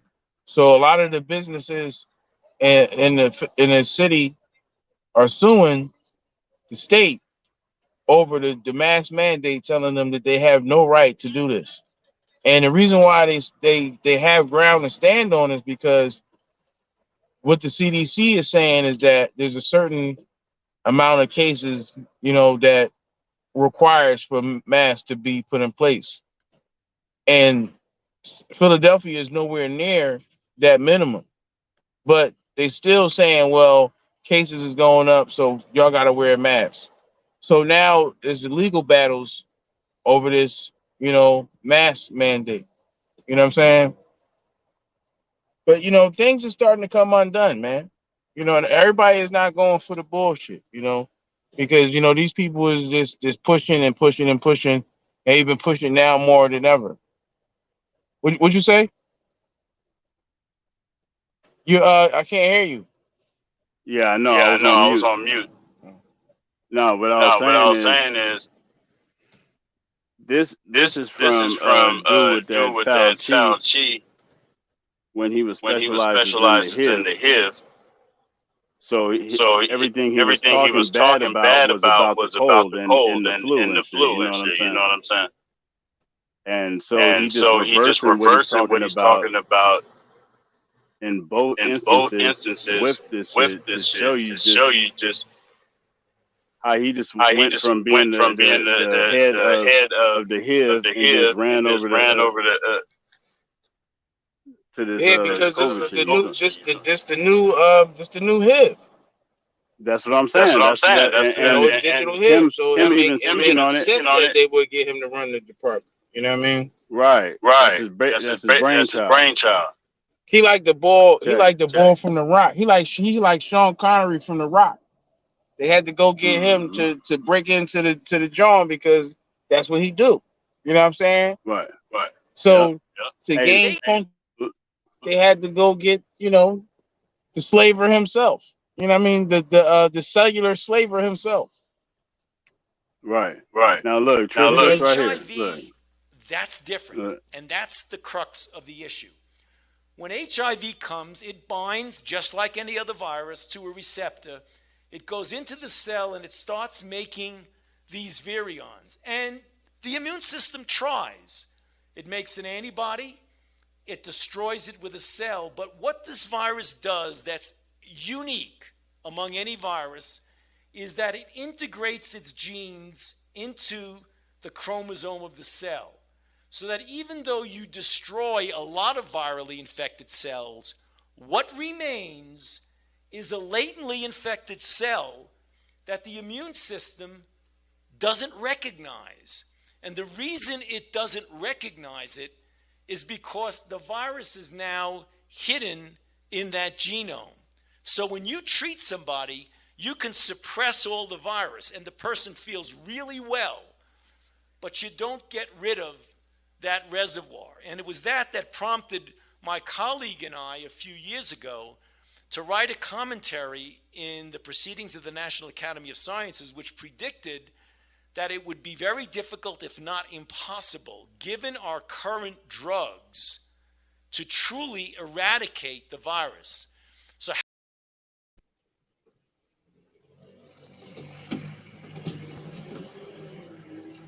Come again, say what? See, just doing a little history on the fact that they knew what the HIV was back in the days. Now, just how he just said and described how it binds and so on and so forth. He's telling you himself right there exactly what they use in order to make that cold catch up with you. Yo, Now look. This dude, like, you really can't trust nothing that come out of his mouth, yo. Like he double talk so much, like it's like he quadruple talk. You know what I mean? Look, exactly. Look. This another one. Look, check this. Look. This virus becomes infected. Is there a way to look at those people and say what is special about those individuals that preclude them from getting the disease? Or is that a possibility? Are people actually not able to acquire this disease? Well, not everyone who gets exposed gets infected, because this is, relatively speaking, under normal physiological circumstances, a very difficult virus to transmit. So the vast majority of people who get exposed and don't get infected are lucky. There's nothing special about them. There's a very, very small fraction of the population that have genetic determinants that make it very difficult, if not almost impossible, for them to get infected, who have a defect in one of the receptors that the virus needs to enter. That's 1% of the Caucasian population and 0% of the African American population. So it's not a good condom if you want to think metaphorically. But so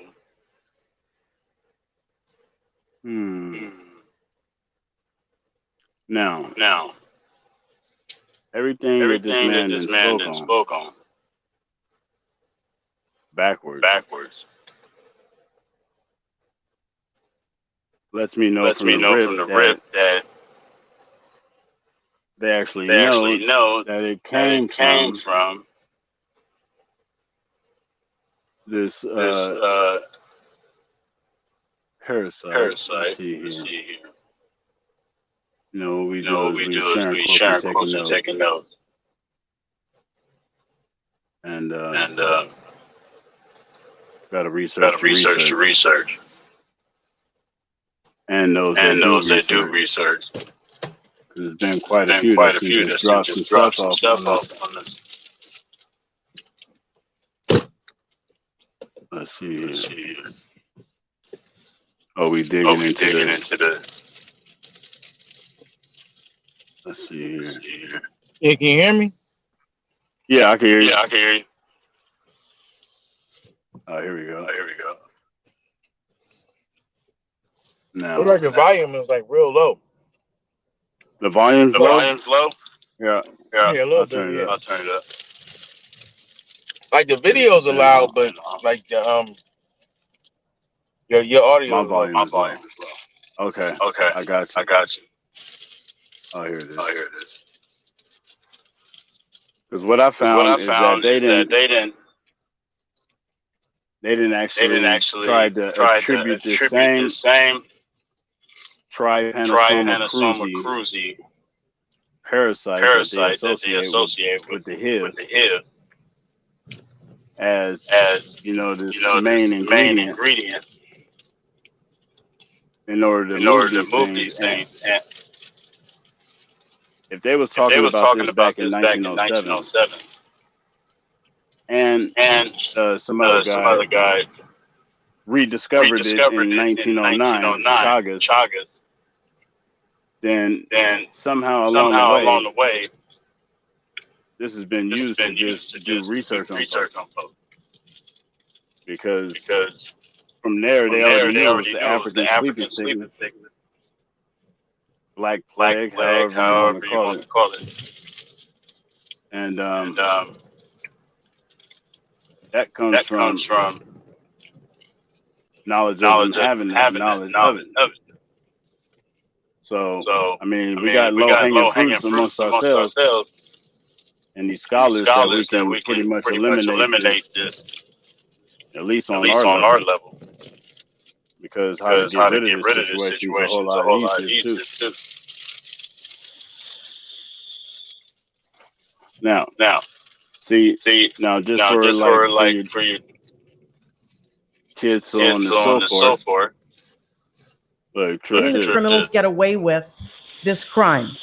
This is not a vaccine. It does not confer immunity. It does not give you antibodies.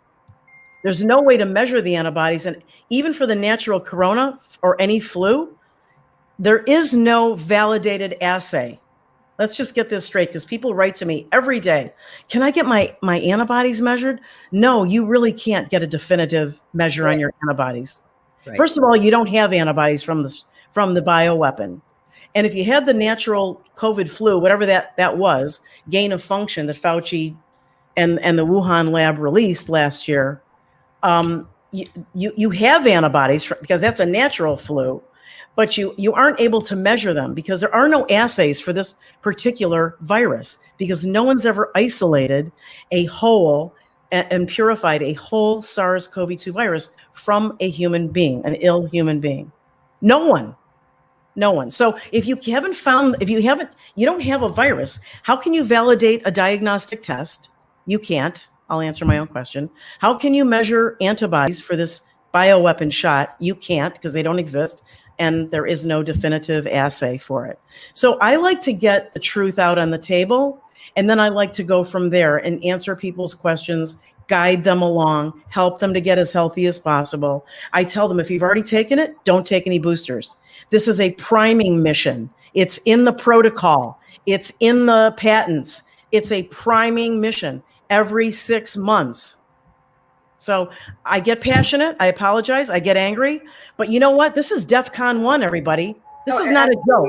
We are at the precipice right now, because I, for one, am not okay with 2-year-olds or 5-year-olds getting shot with a bioweapon that's going to permanently, and like Dr. Park said, along with, the uniqueness of African Americans and their reactions, maybe a more robust reaction, so do children. They have a very robust immune system.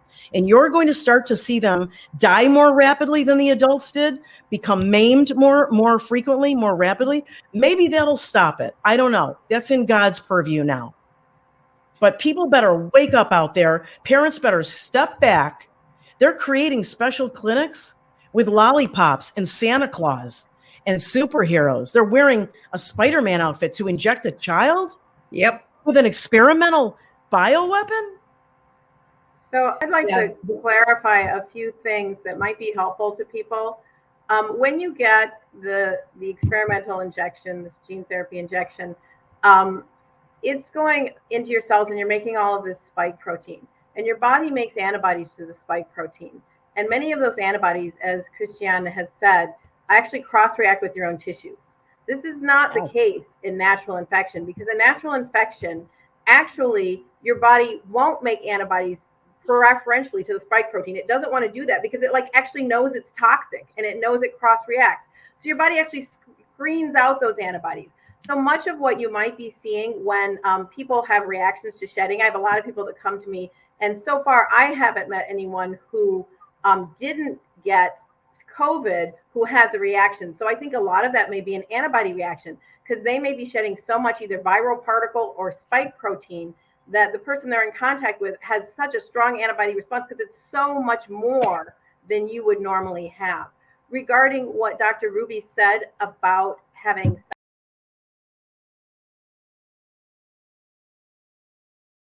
Yep. Like that with this, because they was they playing right. They was talking right In about those something days shall that be affliction, such as was not from the beginning of the creation which God created unto this time, neither shall be. And except that the Lord had shortened those days, no flesh should be saved. They've known since 2005 if you inject a mouse with cobra venom, you inject it, like they're doing with remdesivir, injecting it into your veins, it actually causes cytokine storm in the lungs of all animals. I am convinced that COVID-19 is not a respiratory virus of any kind. It is actually venom poison, and they're using, I believe, synthesized peptides and proteins from venoms of snakes, and they're administering them in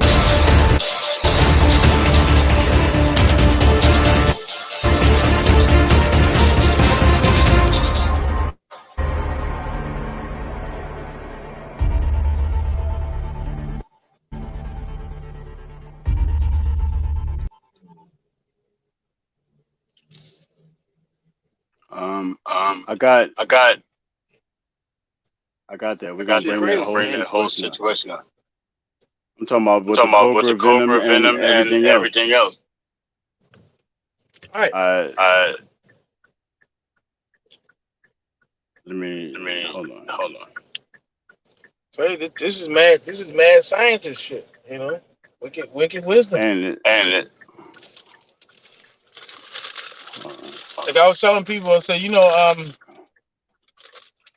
Will Smith's wife, Jada Pinkett, she was in a group called Wicked Wisdom. Oh wow. Yeah, crazy. But that's what these people is using. Wicked Wisdom on it. Yep. Hold on. Where is it? See that one. Let me see. I got a That's crazy. That's crazy because I got this little let me get us up on here too. Mm-hmm. So this slide is like a lot of like basically like a timeline of bullshit that been happening with the blow vid shit. You know what I mean? I don't know if you can see that if that's too small for you, but oh shit, it hold on. says, hold on, let me get it right on my screen. It's kind of tiny. They say 10 years before, 2 years before COVID came to the global state scene, the European Union and the US and China and other nations suddenly started exporting tens of millions of test kits of COVID-19. So they're saying that 2 years before this shit started, they was already buying test kits, right? So this is like a bulletin with numerous points on it. We're just gonna highlight some of them. But you can screenshot this. You know what I'm saying? If y'all watching this, you can screenshot that and blow it up and get a copy of your own. But it's a lot of just keynoted facts. About this. In 1956, a television broadcast said that in the year 2020, a new influenza virus would originate in Asia and spread worldwide. Again, it's predicated malevolence. You know what I mean? All right, so we're gonna skim down, pick a random one. It says, speaking of predicated malevolence, so several movies depicted the coronavirus pandemic in great detail and even mentioned hydroxychloroquine as a cure. Again, predicated malevolence. You know what I'm saying? A lot of things that we've been telling you, and take the time to do our due diligence to show you, So it's a litany of things on here. You know what I'm saying? CIA officer John Coleman studies secret societies and says their goal is to depopulate the earth by means of organized pandemics and fatal rapid acting diseases. This basically what we've seen on the Georgia Guidestones. You know what I'm saying? So, again, I'm not gonna go through this whole thing because I could be on here talking all day reading all this, but it goes on about biolabs, Event 201, things that Fauci told Trump, early on in his administration, like he told him that there's definitely going to be a pandemic outbreak, that he's going to have to deal with, and and that shit happened like clockwork. So, a lot of these people that's key players, they already know that this shit, was going on. Just like Bill Gates, if people haven't seen the infamous clips of Bill Gates talking about reducing the Earth's population through vaccines. You know what I'm saying? So, he gave TED Talks about this like years before, these things happen. So it's like 1 + 1 is 2. You know what I'm saying? Yeah. And you ain't gonna piss on me and tell me it's raining. Right. Not at all. This is talking about some of the things that that they got lined up. You know what I'm saying? So 2020 to 2030, financial collapse, digital currency, 5G sickness, 5G towers, certification of vaccine identification, which is the acronym for COVID, like we've been telling y'all. We're required to work and travel. You know what I'm saying? More false flag events. Agenda 21, Agenda 23, which is not up there, and also the Agenda 2030. You know what I mean? Which all basically lead to, some attempt to depopulate the earth.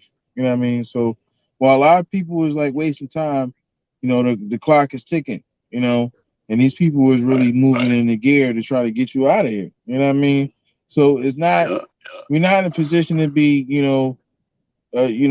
chit chatting with the bullshit and going back and forth, and it's like we really got to get motivated to do things to save ourselves and to have a future, man. Yep.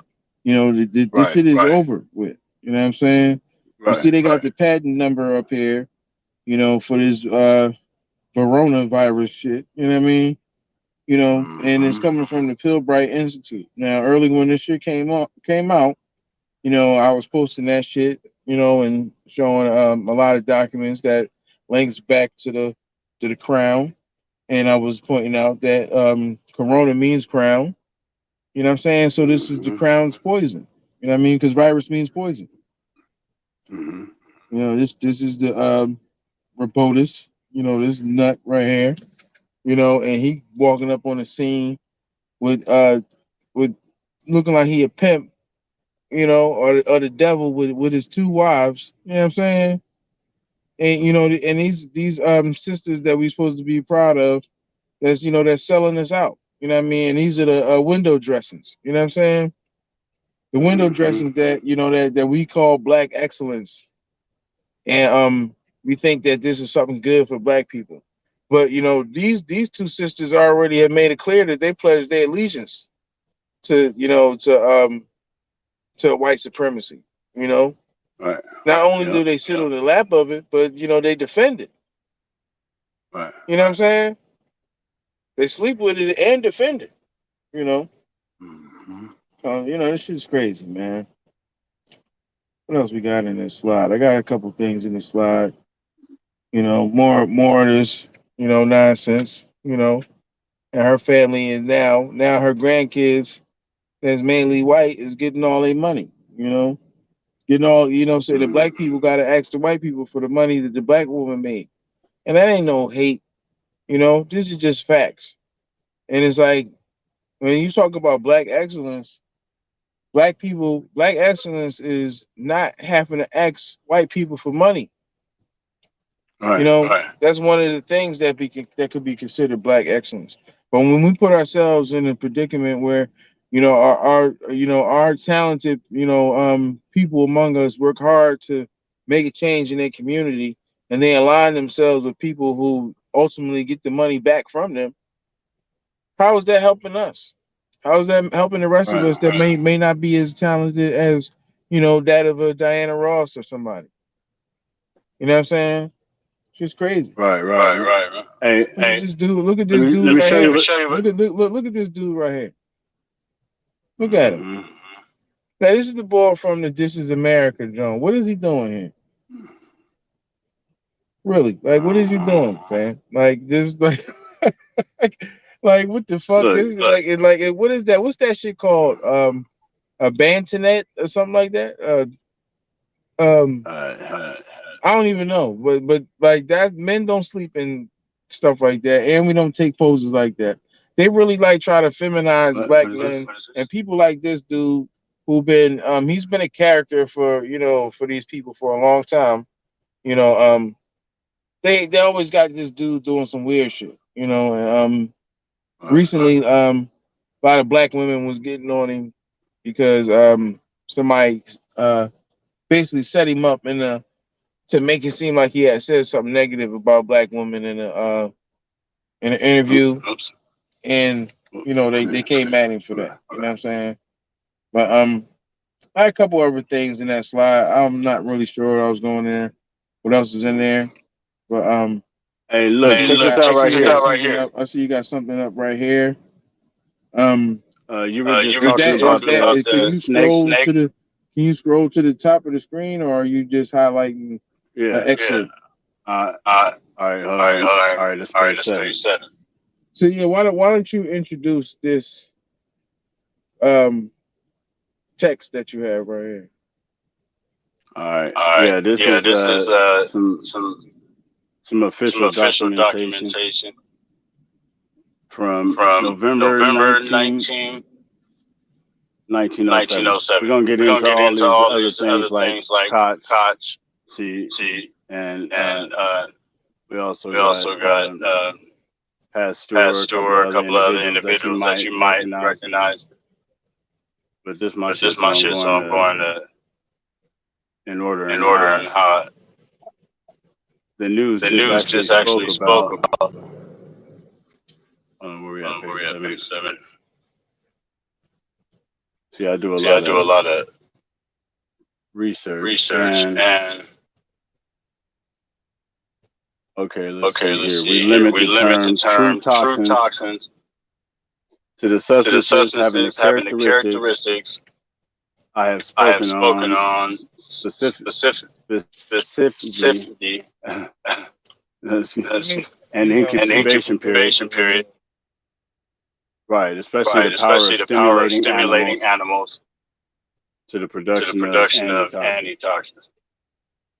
Now, what he's talking about here, since the discovery of these various toxins spoke of in a narrower sense, a very large number of substances have been investigated as is shown. Some of them correspond to the bacterial toxins.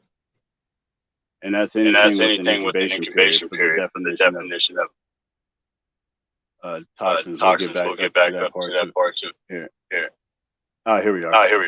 Finally, we have another group of bodies to which we may now pass. These are poisons produced by venomous snakes and by certain of the reptiles, especially the poisons of the cobra. The rattlesnake, scorpions, and toads. All of these animals secrete poisonous substances. These substances introduced subcutaneously.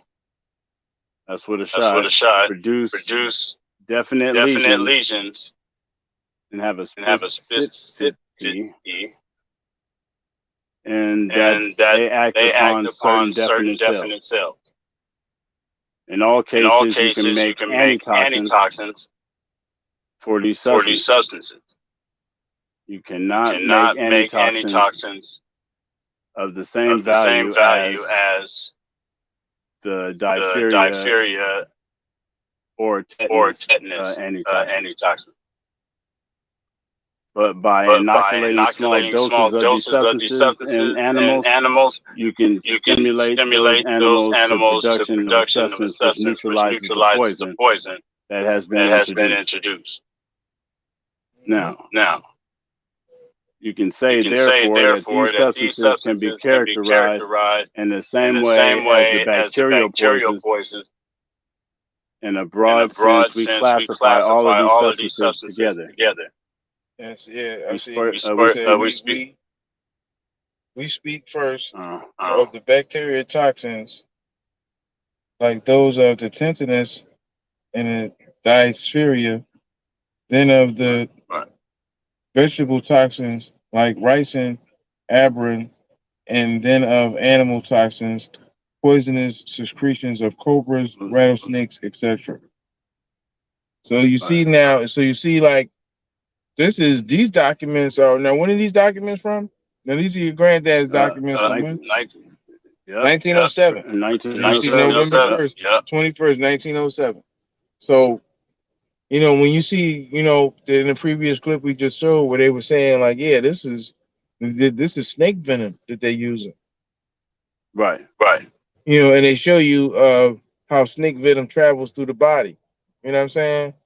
Similar to how this shit is traveling through the body. And then you couple that with the the symptoms that people was describing, that Jane Ruby was talking about. Right. It's like, everything is all this is just a coincidence? Or are we to believe that it's just a coincidence? Right. Right. I mean, we research and research. And it cannot be refuted. We're gonna make sure that facts over fiction. We can get into this. Like what he said, I mentioned in the lecture 2 days ago. Some facts concerning the gender. Hold on. I wish to take up today the subject of antitoxins to a certain extent from a historical standpoint, and also in relation to the study of immunity. In order to prepare you for a more extended description and analysis of a number of problems in this subject, especially in regard to theories of immunity. It is an old idea in medicine that after recovery from a certain infectious disease, the individuals are immune to a second attack of the disease. Such immunity has been known to recur in a number of infections. Smallpox is possibly the best example. Together with that, however, one must prove yellow fever and nearly all of the infamous diseases of childhood, measles, scarlet fever, German measles, and a number of others. The fact that after recovery from a disease of this character, one is no longer susceptible to the disease was well recognized by the ancients, who also believed that the same principle held true for poison. Thus, we have the term Mithridatism,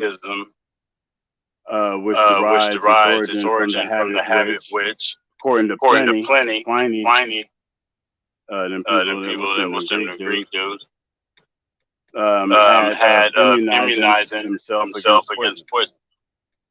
He was very much afraid of being poisoned by his enemies, and he accustomed himself to lethal doses of a number of substances by first taking minute amounts and then gradually larger doses, thus acquiring complete immunity. It is a considerable modern interest to know that old boy employed for the production of his immunity the blood of fowls which has been fed upon poison, indicating he believed that in the blood of the fowls thus tested a protection substance was present and he could have self-absorbed through the intestinal tract. It has also been stated that in India, certain of the caste, especially those who belong to the profession of snake charmers, are in the habit of rendering themselves immune by allowing themselves bitten by the first snake of low virulence, and then subsequently more virulent species until gradually they acquire immunity, that they are quite resistant to the bite of most poisonous vipers. In this connection, it is said that snake charmers employ their saliva for therapeutic purposes. If a native is bitten by a snake, he appeals to the snake charmer, who collects a little of the saliva, rubs it into the bite, and heals the wound. This is a very doubtful authenticity, and the experience of the medical officers of the English Army speaks entirely against it. Yeah, because they have taken it from the beginning. It is stated by very accurate observers that the snake charmers themselves are not immune. That it is their skill in handling poisonous snakes which preserves their lives. They seldom allow themselves to be bitten, and if they do happen to be so careless as to be attacked by the vipers, they apply once to the European physicians for treatment. Now, I mean, we can get into speaking on this, but look, I mean, we touching on subjects. We don't turn this into a whole little segment because I mean, as you can see, the first real knowledge of the production of antitoxic substances date from the discovery of Ring and Kisato in 1890 of an antitoxin for tetanus. And then who do they got in the first place? Pasteur over here in the United States. A great deal of work had been done on the subject of immunity before that time by nearly all investigators in bacteriology, especially by Koch and by Pasteur. And it had been shown by gradual introduction of small or sublethal doses of bacteria, that is, doses not sufficiently great to cause death, that one can accustom animals to the bacteria poisons like they're doing right now. So that they will withstand fatal doses. The first observations, however, of any very great importance are those of Bevering and Kitasato, whose paper was published in the Deutsche Medicine Kraft in 1890. So that predates whatever, you know what I mean, they can look all this shit up. They pointed out that if one takes the toxin of tetanus and treats animals by giving them first small and then gradually increasing doses, then the blood serum of those animals contain certain substances which have the capacity of neutralizing the tetanus toxin. Sounds like what these boosters is for.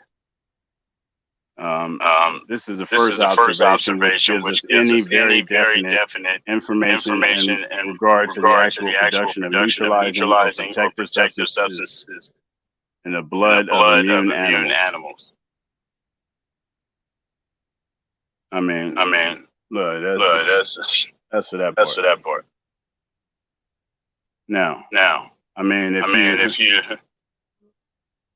people say Koch and Pasteur, those are the fathers of bacteriology and all this other stuff. So, I mean, great grandpa name dropping.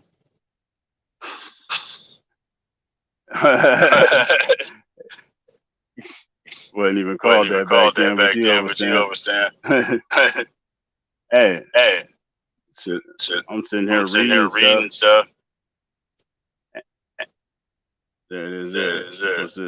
Have found that snake venom could be used as a tool in the fight against coronavirus after early testing on animals has shown that a molecule in the venom of a deadly South American pit viper could inhibit the reproduction of COVID cells. Sophia Trans-Thompson has this report.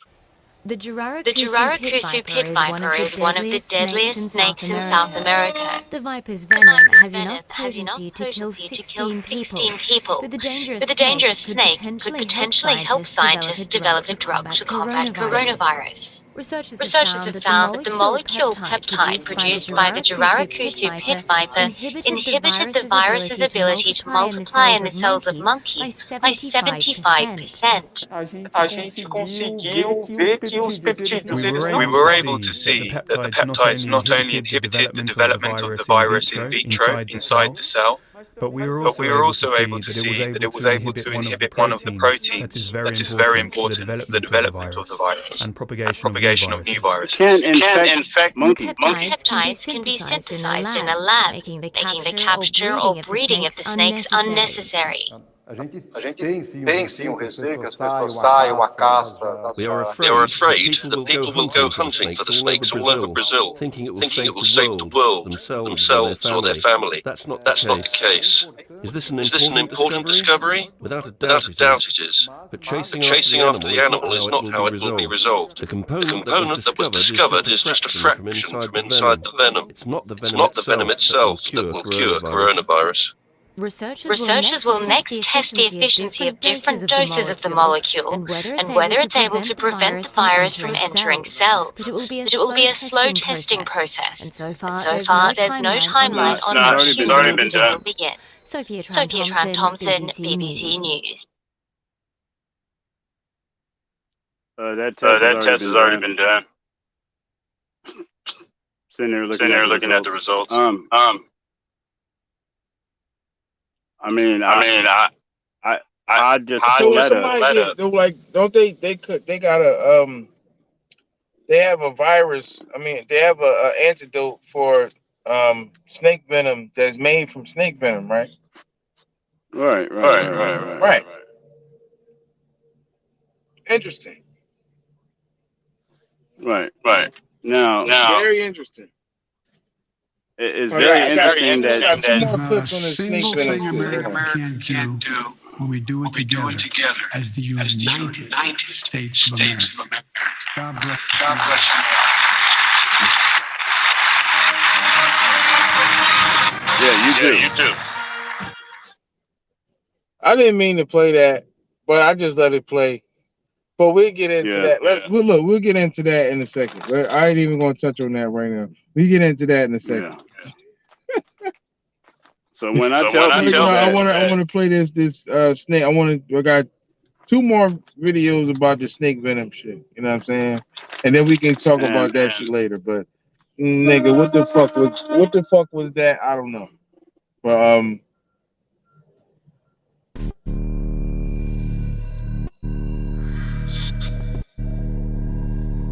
The venom of Brazilian vipers could become an important tool in the battle against COVID-19, claims a new study by researchers from Brazil. It may sound odd, but a molecule in the venom of a type of snake called Jararacuzu pit was able to inhibit the novel coronavirus' ability to reproduce by 75% in a study on monkey cells.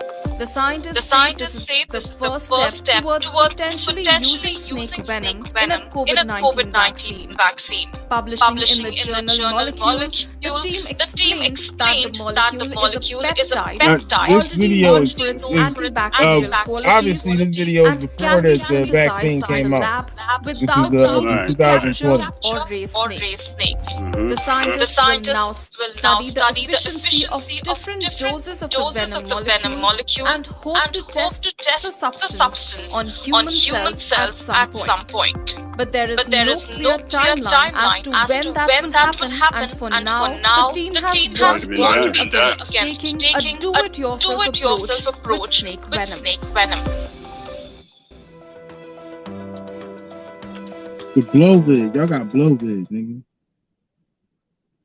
Yep. Yeah, because they were doing the experiments back then with other similar poisons. Blood. Like, this is them again talking on the news. This is the last little clip of them playing this, and then we could talk back about that other shit. But it's some shit going on with this snake venom shit. So it's like, all right, when you think like, how did y'all even think to start fucking with snakes in the first place about a vaccine for a flu? Right. Well, obviously back here is when that's to me that screams predicated malevolence, because it's like out of all of the places that you could have started to look for a vaccine, you start with snake venom. The fuck? Yeah, this shit don't seem insane to y'all. Like that, like. This shit don't seem a little crazy? Snake venom for a fucking flu? For a common cold? Yep, they was doing it back then. What the fuck? They started. Researchers have found that snake could be used as a tool in the fight against coronavirus after early testing on animals has shown that a molecule in the venom of a deadly South American pit viper could inhibit the reproduction of COVID cells. Sophia Trans-Thompson has this report. The Jararacuzu pit viper is one of the deadliest snakes in South America. The viper's venom has enough potency to kill 16 people, but the dangerous snake could potentially help scientists develop a drug to combat coronavirus. Researchers have found that the molecule type produced by the Jararacuzu pit. Yep. No, this is using a different one. They found one. Because I already said I ain't tripping, but they said a different name for the snake. And it's like y'all make it seem like this the only snake that got this. Development of the virus. Like you found this snake deep down in South America. One of the proteins that is very important, for the development of come on, man. This shit is like is a little fishy, man. Propagation of new viruses. Hey, it said that if you treat large animals, peptides can be synthesized in a lab, making the capture or breeding of the snakes unnecessary. A gente COVID. tem que as pessoas saiam à caça das jararacatas. We are afraid that people will go hunting for the snakes all over Brazil, thinking it will save the world, themselves or their family. That's not the case. Is this an important discovery? Without a doubt it is. But chasing after the animal is not how it will be resolved. The component that was discovered is just a fraction from inside the venom. It's not the venom itself that will cure coronavirus. Researchers will next test the efficiency of different doses of the molecule and whether it's able to prevent the virus from entering cells. It will be a slow testing process. So far, there's no timeline on when human testing will begin. Sophia Tran Thompson, BBC News. Right. Fuck out of here. Look, it says, you'll find the subject discussed very carefully by Professor Martin, who has written the chapter on poisonous snakes and Albert system of medicine. Martin is now the head of the Institute of Preventing Medicine in London. He did some of the original important experiments on antitoxins, especially on the chemistry of antitoxins, and has subjected all of the Calmetti experiments to very careful analysis and come to the conclusion. I think that his antivenom is a very little practical use. You cannot make an antitoxin for cobra venom a sufficiently high potency to be of any therapeutic use. Okay. We must now take up the question of the definition of the antitoxin. According to what I said, the antitoxin is a substance which is produced in a living organism by the introduction of doses of poison, which have an effect on the animal, but are not sufficiently large to kill. It is a substance which circulates in the bloodstream.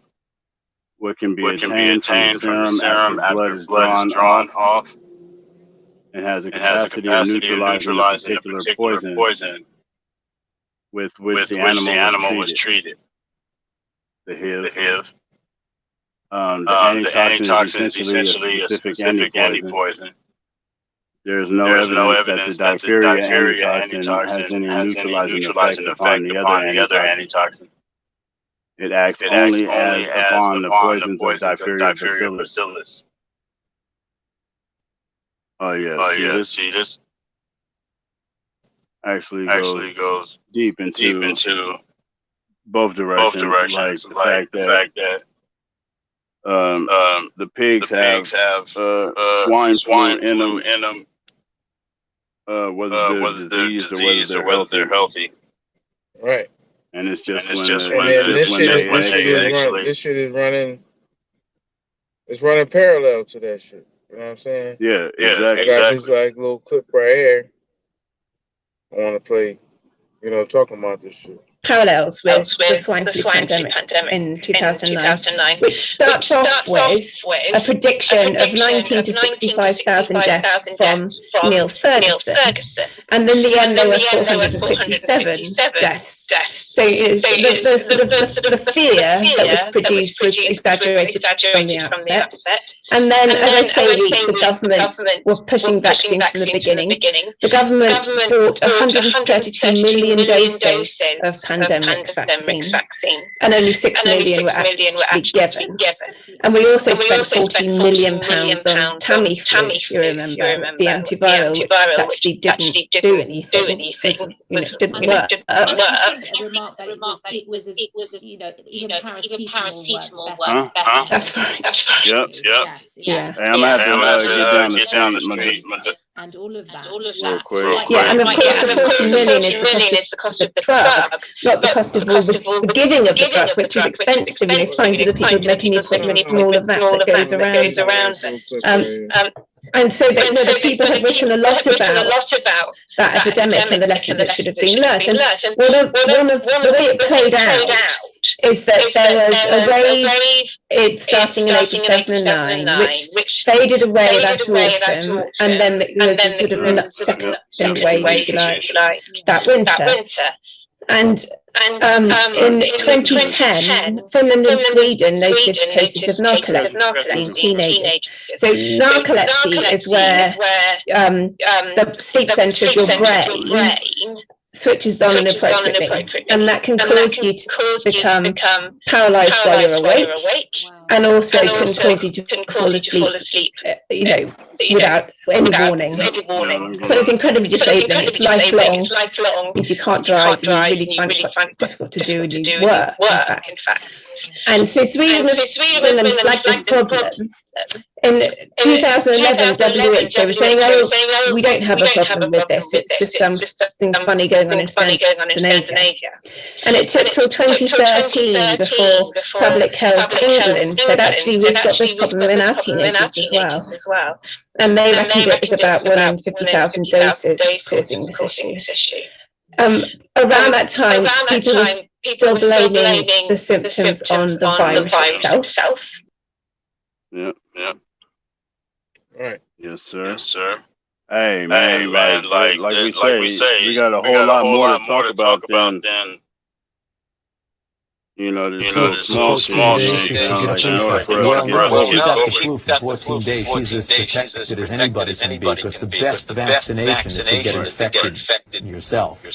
And if she really has the flu, she definitely doesn't need a flu vaccine. If she really has the flu, she should not get it again. She doesn't need it. It's the most potent vaccination is getting infected yourself. Okay. Yeah. Hey, we're gonna wrap this shit up. We're gonna sign off with this right here. Because basically, this is what it is. You know what I mean? This the shit that that you gotta pay attention to. You know what I mean?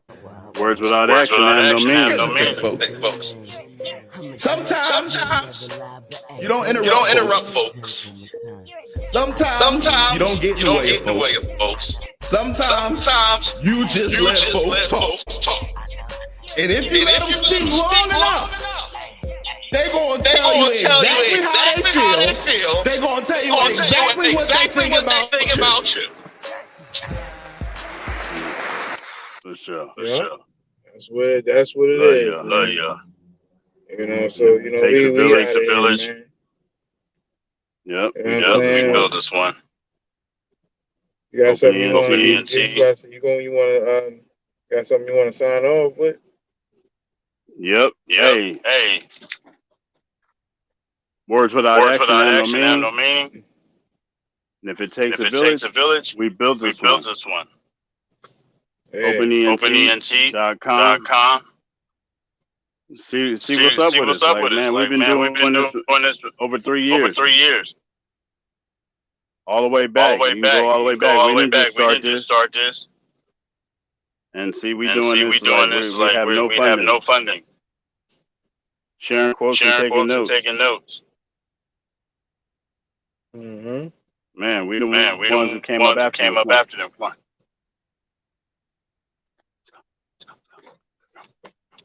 All right. So it is what it is, man. Listen, man. I shake peace and benedictions. Go ahead. Only you can prevent cognitive dissonance. We out of here, man. Yes, sir. Vertical bat. Almost went for 6. Now hitting hard through the leg side again. Trouble. Umar's down. Yeah, we already got the, you know what I'm saying? Robbie Quiney. Oh, no. Don't do that. Let's hope not. Let's hope he gets up and flies away. Give him a cuddle, Bobby. Pick him up and give him a cuddle. Always been a feature of cricket around Australia, the Seagulls. In the outfield, Robbie Quiney now escorting him off the field. Gee, that ball was hit really hard, wasn't it? With no chance. It's actually amazing how few times they're hit. Yeah. Really, when you think about it. I mean, they normally are having a wander around in the outfields around Australia. Might not be feeling good, Seagull, but he did save 2 runs for the Stars. Remember at the Oval, in the one-day international in London, a pigeon being hit. I went down and picked it up like Quiney does, carrying